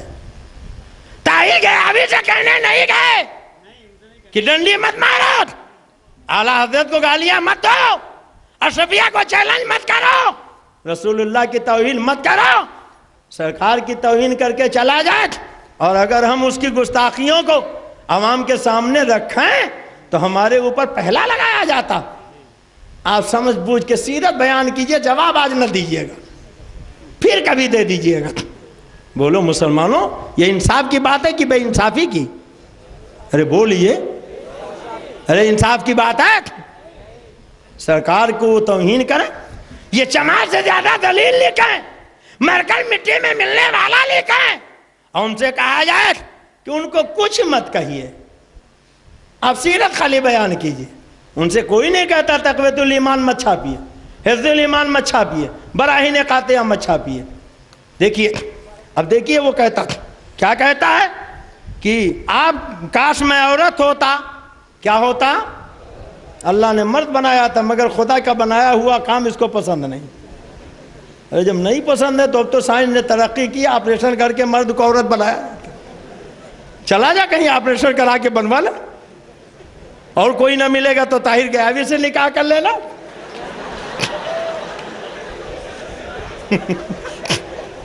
لکھتا ہے کاش میں عورت ہوتا، اور خالی عورت نہیں، آگے سنیے، اور حضور کے نکاح میں داڑھی والا داڑھی والی، دولہا بھی داڑھی والا دلہن بھی داڑھی والی۔ خدا جب دین لیتا ہے تو عقلیں، زور سے بولو عقلیں، اگر میں کوئی بھی غلط بات کہوں تو آپ ان سے کہیے گا اپنے طاہر غیابی کو بلاؤ، اگر غلط ثابت کر دو تو عبد المصطفیٰ اسی مبارک پور میں اپنے دونوں ہاتھ کٹوا لے گا۔ ادھر آؤ پیارے، ہنر آزمائے تو تیر آزمام، جگر آزمائے، مگر یقین ہے نہ خنجر اٹھے گا نہ تلوار تم سے، یہ بازو میرے آزمائے ہوئے ہیں۔ حضرات دیکھیے، مرید کہتا کاش میں عورت ہوتا، حضور کے نکاح میں ہوتا، معاذ اللہ، کہہ دیجئے معاذ اللہ۔ اس اظہار محبت پر اب بولو، تھانوی کو ناراض ہونا چاہیے کہ نہیں؟ بولیے، ڈانٹنا چاہیے کہ نہیں ڈانٹنا چاہیے؟ ارے بولو، ڈانٹنا چاہیے نا، مگر ڈانٹنے کے بجائے دیکھیے ڈنڈی کیسے مارتا تھا۔ اس اظہار محبت پر حضرت والا غایت درجہ مسرور ہو کر،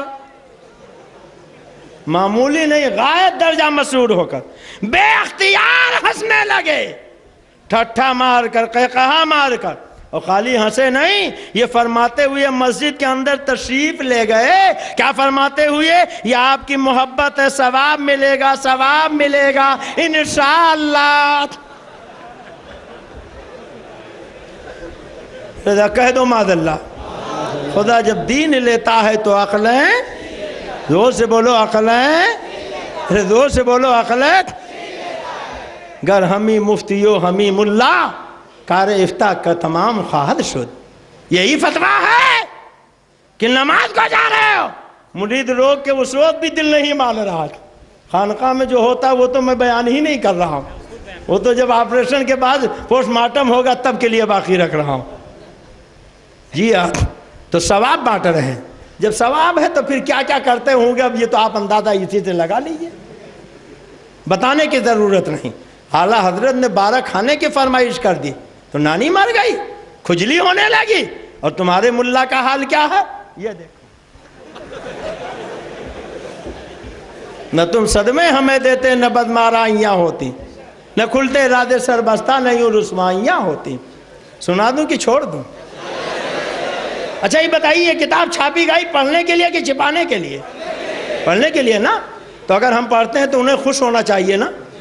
ارے بولو، یہ دیوبند سے چھپتی ہے، آپ یہیں چلے جائیے، اگل بغل میں اگر کہیں مکتبہ ہوگا تو وہیں سے مل جائے گی۔ تو جب آپ کے مبارک پور میں یہ کتاب بیچی جاتی ہے تو پڑھنے ہی کے لیے تو بیچی جاتی ہے نا، تو خالی گھر کی کوٹھری میں پڑھا جائے یا محفل میں بھی پڑھا جائے؟ جب پڑھنے کے لیے بیچی جا رہی تو چاہے گھر میں پڑھو، چاہے میدان میں پڑھو، چاہے محفل میں پڑھو، چاہے تاریکی میں پڑھو، چاہے روشنی میں پڑھو۔ بولو، پڑھنا کوئی جرم ہے؟ اگر پڑھنا جرم ہے تو چھاپنا ارے پہلے جرم ہے، تو پہلے تو ان مکتبے والوں کو جا کے پھانسی دو، پہلے یہ دیوبند والوں کو جا کے، سہارنپور والوں کو پھانسی چڑھاؤ۔ تم نے ایسی باتیں لکھی کیوں؟ تو ان سے کچھ نہیں کہتے، ہم سناتے ہیں تو ہم کو بہت کچھ کہتے ہیں۔ پتہ چلا دال میں کچھ نہ کچھ کالا، اور کچھ رہی پوری دال ہی کالی ہے۔ کیسے کالی؟ آپ اجازت دیجئے تو سنا دوں کہ چھوڑ دوں؟ سننا چاہتے ہیں؟ کتنے لوگ سننا چاہتے ہیں؟ ذرا ہاتھ اٹھائیے۔ اچھا ماشاءاللہ سب سننا چاہتے ہیں۔ اچھا مجھ سے لوگوں نے بتایا تھا کہ 12-1 بجے سے زیادہ مبارک پور والے نہیں بیٹھتے، مگر 12 بھی بجا، 1 بھی بجا، اب 1:30 بجنے والے ہیں، تو ایسا تو نہیں کہ آپ اٹھ کے چلے جائیں گے۔ سناؤں؟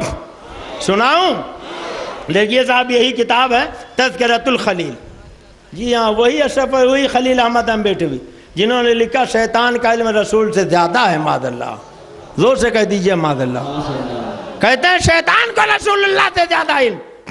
یہ دیکھیے انہی کے تذکرے کی کتاب، اور صفحہ ہے 96۔ تبلیغی جماعت کے بانی مولانا الیاس کاندھلوی کی ایک نانی تھی۔ کون؟ ارے بولو کون؟ اب نانی کا قصہ سن لو، سنا دوں نانی کا قصہ؟ ان کے نانی کے بارے میں لکھتے ہیں، بڑی لمبی عمر ہوئی، بڑی لمبی عمر ہوئی، خالی نواسوں کو نہیں بلکہ نواسوں کو اولاد کو بھی دیکھا۔ نواسوں کو تو دیکھا ہی، نواسوں کی اولاد کو بھی دیکھا، یعنی پوتے پر پوتے ہو گئے۔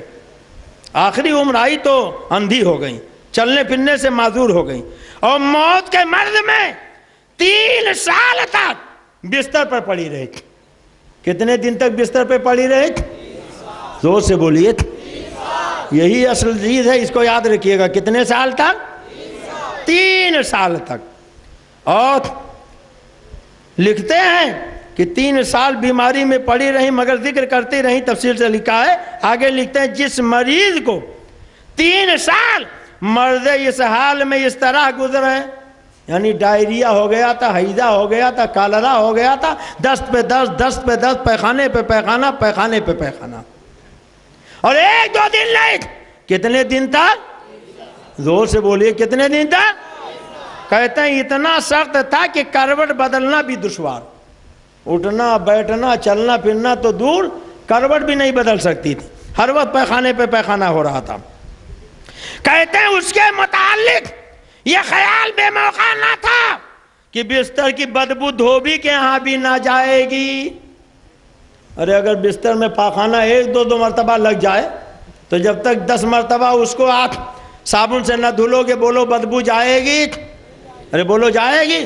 اور پھر 3 سال تک جس بستر پہ پاخانے پہ پاخانہ بڑھیا کرتی رہے تو بولو اس میں بدبو ہوگی کہ خوشبو؟ زور سے بولیے۔ کہتے ہیں کہ بستر کی بدبو دھوبی کے ہاں نہ جائے گی، مگر دیکھنے والوں نے دیکھا کہ جب مر گئی غسل کے لیے چارپائی سے اتارنے پر پوتڑے نکالے گئے جو نیچے رکھ دیے جاتے تھے۔ جب بچہ چھوٹا ہوتا پاخانہ کرتا تو نیچے جو ٹکڑا آپ رکھتے اسے پوتڑا کہتے، تو بڑھیا کے نیچے جو کپڑے رکھے جاتے تھے، کہتے ہیں جب وہ پوتڑے نکالے گئے تو ان میں بدبو کی جگہ خوشبو۔ معاذ اللہ، زور سے کہیے معاذ اللہ۔ اچھا یہ بتاؤ کہ اگر بڑھیا کو یہ محمد علی کا عطر لا کے پلاتے ہوں یا عطر جنت الفردوس شمامت العنبر پلاتے ہوں تو کیا عطر پینے کے بعد پاخانہ میں خوشبو آئے گی؟ بولیے، پاخانے میں بدبو ہوتی کہ خوشبو؟ بدبو ہوتی ہے نا۔ مگر یہ کہتے ہیں 1 نہیں 3 سال تک وہ باقاعدہ شروع، ایک مرتبہ شروع ہو گیا تو ختم کا نام نہیں، اور جب نکالا گیا تو نیچے کے کپڑے سے بجائے بدبو کے خوشبو۔ اور آگے لکھتا ہے ایسی نرالی مہک پھوٹتی تھی کہ ایک دوسرے کو سنگھاتا تھا، اتنی خوشبو کہ سب کی مشام جا معطر ہو، سب نانی کا پوتڑا لیا، رے لے تو بھی تو سونگو، گیا سے آئے ہو آپ بھی تو سونگ لو، حضرت آپ بھی تو سونگو، کتنی خوشبو آ رہی ہے، آخا کیسی خوشبو ہے۔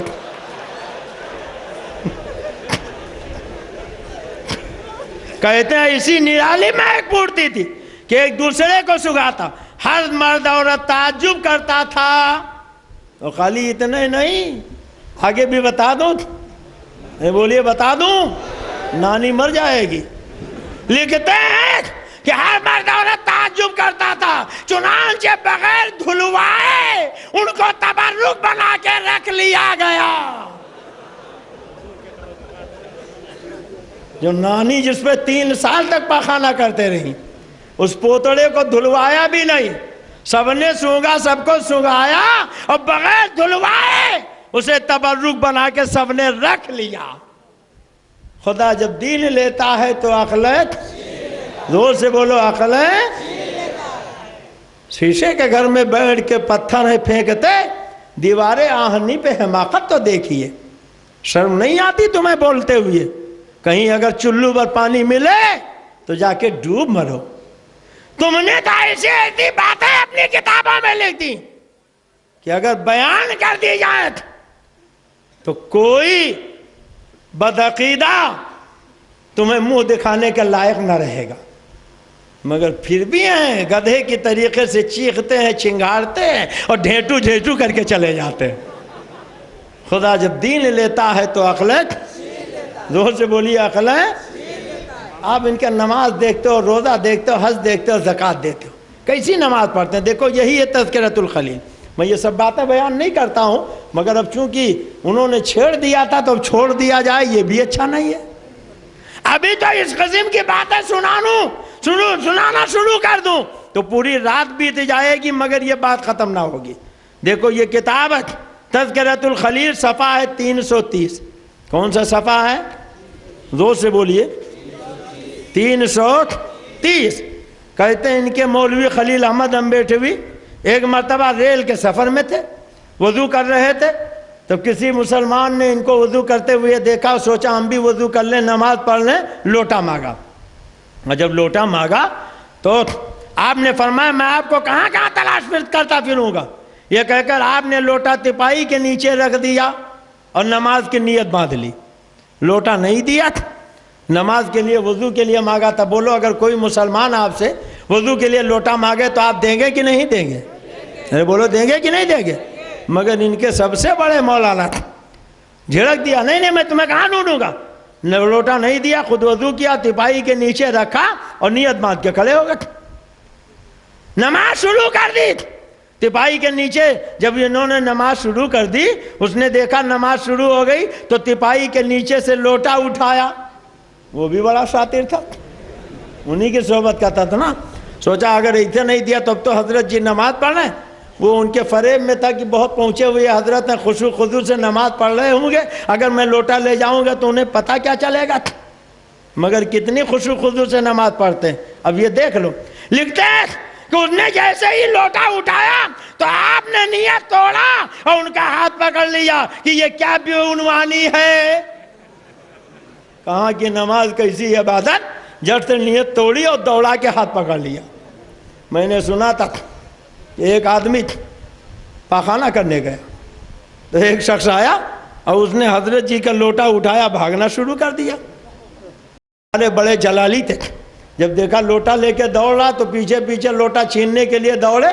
اب یہ جتنا پیچھے دوڑے وہ اور آگے دوڑے، یہاں تک کہ جب انہیں تاو آیا انہوں نے کہا اچھا دیوبند کا رہنے والا تھا، میں اتنا بڑا پہلوان تم مجھ سے آگے بڑھا. تو یہ اس سے اتنا تیز دوڑے کہ کئی میل آگے نکل گئے. پیجامہ بھی چھوڑ دیا تھا، ننگے ہی دوڑے تھے اور لوٹا بھول گئے. تو ان کا بھی یاد کہ نماز پڑھ رہے ہیں، مگر جیسے ہی اس نے لوٹا اٹھایا تو کہا کہ نماز کیسی عبادت، جڑتے لوٹا نماز توڑی اور دوڑ کے پکڑ لیا اور کہا یہ کیا بے عنوانی ہے. اب آپ ذرا سوچئے اور بتائیے کہ نماز کے لیے لوٹا توڑ دیتے ہیں. ایسے لوگوں کی عبادت کو آپ عبادت کہو گے؟ ارے بولو. اور دیکھو یہ کتاب ہے فضائل اعمال، ڈپلیکیٹ نام، اوریجنل نام اس کا تبلیغی نصاب ہے. اب بدل دیا، گرگٹ کی طرح یہ رنگ بدلتے رہتے. کبھی کبھی بسوں میں کتاب بیچنے والے آتے ہیں تو کہتے ہیں ادھر سے دیکھو تو گرو، ادھر سے دیکھو تو چیلا. وہی حال ان کا، اب تک ان کا نام تبلیغی نصاب تھا. اب جب دیکھا بھانڈا پھوٹ گیا تب اس کا نام بدل کے فضائل اعمال لکھ دیا. یہاں میرے پاس تقویت الایمان کے دو نسخے ہیں. ایک نسخہ ہے جو دیوبند سے چھپا، دوسرا نسخہ ہے جو ندوہ سے چھپا. دیوبند والے نسخے میں لکھا ہے کہ حضور نے فرمایا میں فوت ہو کر آغوش لحد میں سو جاؤں گا. اور دیوبند والے ندوہ والے نسخے میں لکھا ہے کہ مر کر مٹی میں مل جاؤں گا. کہہ دیجئے معاذ اللہ. میں پوچھتا ہوں سارے دیوبندیوں سے، اگر عبارت صحیح تھی تو اب نئے ایڈیشن میں آپ نے بدلا کیوں؟ اگر بدلا تو تم جیتے کہ ہم جیتے؟ ارے بولو. اگر غلط نہیں تھا تو بدلنے کی ضرورت کیا؟ اور بدلا تو گویا بتا دیا کہ عبارت غلط تھی، اور جب غلط مان لیا تو ہم جیت گئے تم ہار گئے. اچھا اگر ہار گئے، غلط مان کے بدل لیا تو تم نے بدلا تو اس کا نام تقویت الایمان رکھنا چاہیے کہ اصلاح تقویت الایمان رکھنا چاہیے. مگر عبارت بدل دی اور ڈنڈی مار کے نام وہی رہنے دیا. اور یہی اتنا نہیں، آپ یہ بھی تو سوچیں کہ عبارت بدلی، نام بدلا، اور اس کے بعد کہتے ہیں حضرت مولانا اسماعیل شہید رحمت اللہ علیہ. تو جب عبارت غلط نہیں تھی بدلا کیوں؟ اور غلط تھی اگر بدل دیا تو پھر ان کو شہید کیوں کہتے ہو؟ کہو انہوں نے غلط لکھا تھا، وہ غلط تھے، اب ان کا شہید بھی مانو صحیح بھی مانو، ان کی عبارت کو غلط بھی مانو. یہ آخر دونوں سچ کیسے ہو سکتا ہے؟ اگر عبارت بدلی تو گویا غلط انہوں نے کیا، اور جب وہ صحیح ہے تو ان کی عبارت بدل کے تم نے غلط کیا. یا تو تم غلط ہو یا لکھنے والا غلط ہے. یہ دیکھو یہ ہے فضائل اعمال. اور فضائل اعمال میں باب ہے فضائل نماز کا. بولو کون سا باب ہے؟ فضائل نماز کا. اس میں لکھا ہوا ہے کہ نماز کا معظم حصہ ذکر ہے، قرأت قرآن ہے. یہ چیزیں اگر غفلت کی حالت میں ہوں تو مناجات یا کلام نہیں. معاذ اللہ، کہہ دیجئے معاذ اللہ.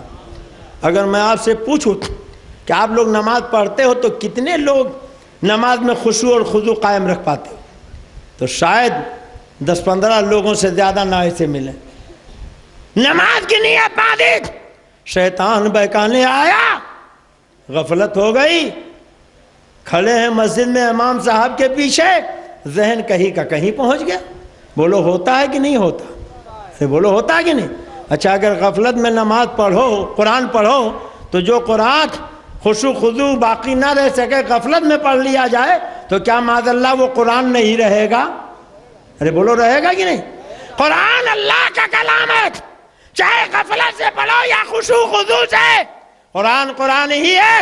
قرآن کا پڑھنا عبادت، چھونا عبادت، دیکھنا عبادت، سننا عبادت. بولو ہے کہ نہیں؟ مگر یہ وہابیوں کا گرو گھنٹال لکھتا اگر خشوع خضوع باقی نہ رہے، غفلت میں قرآن پڑھا جائے تو مناجات یا کلام نہیں، ایسے ہی ہیں جیسے بخار کی حالت میں ہذیان و بکواس ہوتی ہے. معاذ اللہ، زور سے کہیے معاذ اللہ. جب آدمی کو ٹائیفائیڈ ہو جاتا ہے، سرسام ہو جاتا ہے تو وہ الفول بکتا ہے جس کے کوئی معنی نہیں ہوتے، تو کہتا ہے ایسے ہی اگر کوئی غفلت میں قرآن پڑھے تو وہ قرآن نہیں بلکہ ہذیان و بکواس ہو جائے گا. اب بولو مبارک پور والو، جو قرآن کا ہذیان و بکواس کہے وہ مسلمان ہوگا کہ بے ایمان؟ زور سے بولیے، زور سے بولیے. کتنا ان کو قرآن سے محبت ہے. اجازت دو تو نماز کی بات بھی بتا دوں، روزہ کی بات بتا دوں. نماز تو آپ نے سن لیا، روزہ کی بات بتا دوں. یہ ایک کتاب ہے ارواح ثلاثہ، اسی میں وہ بھیانک عبارت خانقاہ گنگوہ والی لکھی، مگر وہ نہیں سنا ہوگا. بس اس کا ایک واقعہ سنیے. صفحہ ہے 343. بولو کون سا صفحہ ہے؟ زور سے بولیے. 343. لکھتے ہیں کہ مولانا رفیع الدین رحمت اللہ علیہ فرماتے تھے کہ میں نے کبھی حضرت نانوتوی کے خلاف نہیں کیا. اللہ کے خلاف ہو، قرآن کے خلاف ہو، حدیث کے خلاف ہو جائے، مگر قاسم نانوتوی کے خلاف نہ. کہتے ہیں ایک دن میں چھتا کی مسجد میں حاضر ہوا، حضرت احاطہ مسجد میں ہولے بنے ہوئے تناول فرما رہے تھے، چنا کھا رہے تھے. بولو کیا کھا رہے تھے؟ چنا. اچھا یہ بتاؤ، آپ کچھ کھا رہے ہو، کوئی مسلمان آ جائے، آپ دیکھو گے تو کہو گے بھائی جان آئیے آپ بھی کھائیے؟ بولیے کہو گے کہ نہیں کہو گے؟ کہو گے نا. اگر آنے والا کہہ دے میں روزے سے ہوں تو دوبارہ آپ کھانے کے لیے کہو گے؟ بولو کہو گے. مگر یہ دیکھیے تھانوی جی کی کتاب میں لکھا تھا کہ جب انہوں نے وہ چنے کھا رہے تھے مجھ کو دیکھا تو فرمایا کہ آئیے مولانا. میں نے عرض کیا حضرت میرا تو روزہ ہے. پھر یہی فرمایا تھوڑی دیر تأمل کر کے کہ آئیے مولانا. اور جب دوبارہ کہا تو میں فوراً بلا تأمل کھانے بیٹھ گیا. اتنا بڑا پیٹو تھا کہ ایک مرتبہ تو کہہ دیا میرا روزہ، مگر جب دوبارہ کہا تو کھانے بیٹھ گیا. لکھتے ہیں حالانکہ عصر کی نماز ہو چکی تھی، افطار کا وقت قریب تھا، حضرت نے فرمایا اللہ تعالیٰ اس سے زائد آپ کو ثواب عطا فرمائے گا جتنا کہ روزہ میں ہوتا ہے. اب بولو مبارک پور والو، ثواب روزہ رکھنے میں ہے کہ توڑنے میں؟ ارے بولو کس میں ہے؟ مگر یہ ان کا فتویٰ ہے، دیوبند کی کتاب ہے جس میں لکھتے ہیں روزہ میں اتنا ثواب نہ ملتا جتنا روزہ توڑنے میں. اور اگر اجازت دیجئے تو بس آخری بات نماز کی بتا کے ختم کر دوں. بتا دوں کہ چھوڑ دوں؟ ارے بولیے بتا دوں کہ چھوڑ دوں؟ آپ لوگ جانا بند کیجئے، بس رک جائیے، بس تھوڑی دیر کے لیے رک جائیے، بس 10 منٹ میں انشاءاللہ اپنی گفتگو مکمل کر دوں گا. یہ دیکھیے ایک کتاب ہے ان کا توحید کا قلعہ، غیر مقلدوں کی کتاب، جانتے ہو اس کا صفحہ ہے 7. بولو کون سا صفحہ ہے؟ زور سے بولیے. لکھتے ہیں کہ کاغذ یا تانبے یا لوہے کے ٹکڑے پر اللہ کا نام یا آیت الکرسی لکھ کر گاڑیوں میں لٹکانا یا قرآن شریف گاڑی کے اندر اس اعتقاد سے رکھنا کہ اس سے گاڑی ہر طرح کی آفت بلا نظر بد وغیرہ سے محفوظ رہے گی، شرک کی قبیل سے ہے. معاذ اللہ. اب بولو قرآن جہاں رہتا وہاں برکت ہوتی ہے کہ نہیں؟ ارے بولو ہوتی ہے کہ نہیں؟ اور کہتے ہیں اگر اس نیت سے گاڑی میں یا گھر میں قرآن رکھو گے تو مشرک ہو جاؤ گے. خدا جب دین لیتا ہے تو عقلیں، زور سے بولو عقلیں، یہ ہے صف السوالک، اور صفحہ ہے 20۔ کون سا صفحہ ہے؟ ایک اندھے حافظ جی تھے، قرآن ان کو بہت اچھا یاد تھا۔ ایک دن تھانوی جی کے پاس پہنچے اور کہنے لگے کہ مجھ کو قرآن بہت اچھا یاد، کوئی مجھے دھوکہ نہیں دے سکتا۔ تو تھانوی صاحب نے چیلنج کر دیا، میں تمہیں دھوکہ دوں گا؟ کہا نہیں دے سکتے۔ کہا نہیں، میں تمہیں دھوکہ دوں گا۔ اب دونوں میں ٹھن گئی، اندھا کہتا دھوکہ نہیں دے سکتے، اور یہ حکیم الامت یعنی مریض ملت کہتے ہیں میں دھوکہ دوں گا۔ نماز کا وقت ہو گیا، تھانوی جی نے وضو کیا، اذان ہو گئی، اقامت ہو گئی، مسجد میں صفیں قائم ہو گئی، مصلی پر پہنچ کر کھڑے ہو گئے نماز پڑھانے۔ میں نے مسند ابو اعلیٰ کی روایت تقریر میں سنائی تھی، اس کو مذاق اڑا کے کہا تھا کہ دیکھو ملا نے کہا ہے کہ سرکار مسکرائے تو پوری وادی بدر جگمگانے لگی، جبریل کے لیے دروازہ نہیں کھلا۔ خدا جب دین لیتا ہے تو عقلیں چھین لیتا۔ ڈنڈی مار کے یہ باتیں بیان کی، یہ دیکھو تمہارے ملا کی بات تو ڈنڈی مار کے نہیں سناتا، پوری سناتا ہوں۔ بولو اس میں کچھ ڈنڈی مار رہا ہوں؟ ارے بولو مارت۔ تو اندھا کہتا ہے کہ مجھے دھوکہ نہیں دے سکتے، وہ کہتے ہیں دوں گا۔ نماز کے لیے کھڑے ہو گئے، تلاوت شروع ہو گئی، ایک جگہ اللہ یعلم آیا تو تھانوی جی نے بہت لہرا کے کہا اللہ، اور جب جھٹکا انہوں نے دیا تو بیچارہ اندھا تو اندھا، وہ سمجھا کہ حضرت جی رکوع میں جا رہے ہیں، وہ جھٹ سے رکوع میں چلا گیا تھا۔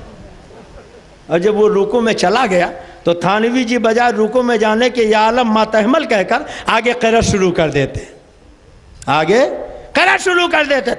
اب دیکھو لکھتے ہیں کہ اس پر حضرت والا کو بے اختیار ہنسی آ گئی۔ اچھا ایک بات بتاؤ کہ تھانوی جی تو مصلی پر تھے، وہ اندھا پیچھے مقتدی بن کے کھڑا تھا، اگر پیچھے کوئی رکوع میں چلا جائے تو امام کو آگے پتہ چلے گا؟ بولو، پتہ چلنے کی ایک ہی صورت ہے کہ وہ جھانک رہا ہو، بار بار دیکھ رہا تھا۔ تو تھانوی جی نے وضو کس لیے کیا تھا؟ نماز کے لیے کہ دھوکہ دینے کے لیے؟ بولو کس لیے؟ اذان کس لیے دلائی تھی؟ نماز کے لیے کہ دھوکہ دینے کے لیے؟ تکبیر کس لیے کہلائی؟ اذان کے نماز کے لیے کہ دھوکہ دینے کے لیے؟ اور خود تکبیر تحریمہ کس لیے کہی؟ اور نیت باندھ کر کھڑے ہوئے قرأت کس لیے شروع کی؟ قرآن پڑھا دھوکہ دینے کے لیے۔ اور جب دھوکہ دینے میں کامیاب ہو گئے تو کہا کہ نماز کیسی عبادت، جج سے کہا مارا اور ہنس کر اس کو نماز توڑ کر الگ ہو گئے۔ کہہ دو معاذ اللہ، زور سے کہہ دو معاذ اللہ۔ حضرات پوچھو ان دیوبندیوں سے، خدا اس سے گیاوی سے پوچھو کہ دھوکہ دینے کی نیت سے وضو کرنا، نماز پڑھنا، قرآن پڑھنا، تلاوت کرنا کیسا ہے؟ تو اگر مفت کے مفتی نہیں ہیں تو فتویٰ دینا پڑے گا کہ دھوکہ دینے کی نیت سے نماز پڑھنا کفر ہے۔ بولو کیا ہے؟ زور سے بولو کیا ہے؟ ارے زور سے بولو کیا ہے؟ کفر ہے۔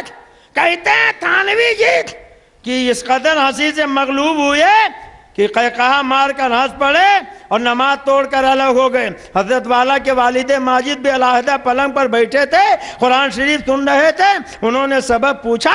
جب حضرت والا نے واقعہ بیان کیا تو باوجود متانت کے انہیں بھی ہنسی آ گئی۔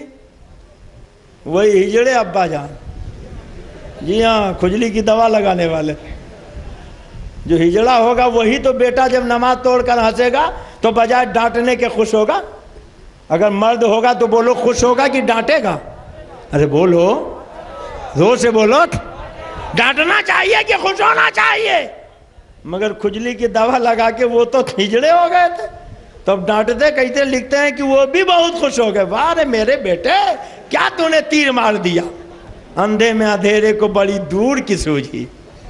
خدا جب دین لیتا ہے تو عقلیں ہمیں کہنے دو، کل اندھے حافظ جی کو دھوکہ دینے کے لیے تم نے نماز پڑھی تھی، اور آج پوری امت کو دھوکہ دینے کے لیے نماز پڑھتے ہو۔ جبھی تو اعلیٰ حضرت سرکار فرماتے ہیں شہد دکھائے زہر پلائے، قاتل دائن شوہر کش، کس مردار پہ تو للچایا دنیا دیکھی بھالی ہے۔ حضرات کہتا ہے کہ معیشت تباہ ہو جائے گی۔ عید میلاد النبی سال میں ایک دن منایا جاتا، بولو ایک دن منایا جاتا نا، یہ اجتماع روزانہ نگر نگر ڈگر ڈگر قریہ قریہ شہر شہر گاؤں گاؤں جدھر دیکھو جماعتیوں کو لیے چلے جا رہے ہیں، ٹولی کی ٹولی چلی جا رہی۔ ہم اگر ایک دن اپنے آقا کی میلاد منائیں تو معیشت تباہ ہو جائے، اور تم کاروبار بند کرا کے نوجوانوں کو پھانس کے لے جاؤ، اجتماع کراؤ، وہ مسجد میں کراؤ، اور پھر بھی ہمیں کہتے ہو کہ یہ معیشت تنگ کر رہے ہیں، کاروبار چوپٹ کر رہے ہیں۔ خدا جب دین لیتا ہے تو عقلیں، اللہ تعالیٰ اسے گندے عقیدے والوں سے ہمیں دور رہنے کی توفیق عطا فرمائے۔ وقت زیادہ ہو گیا ہے، کتابیں تو ابھی آدھی میں نے نکالی تھی، آدھی یوں ہی رکھی ہوئی ہے، اور پھر انشاءاللہ آئندہ کبھی اگر ان لوگوں نے چھیڑا تو ہم چھوڑیں گے نہیں، بولیے چھوڑیں گے؟ بغیر سلام پڑھے کوئی مت جائیے گا، جتنے سنی ہیں وہ اپنے آقا کا صلاۃ و سلام پڑھ کے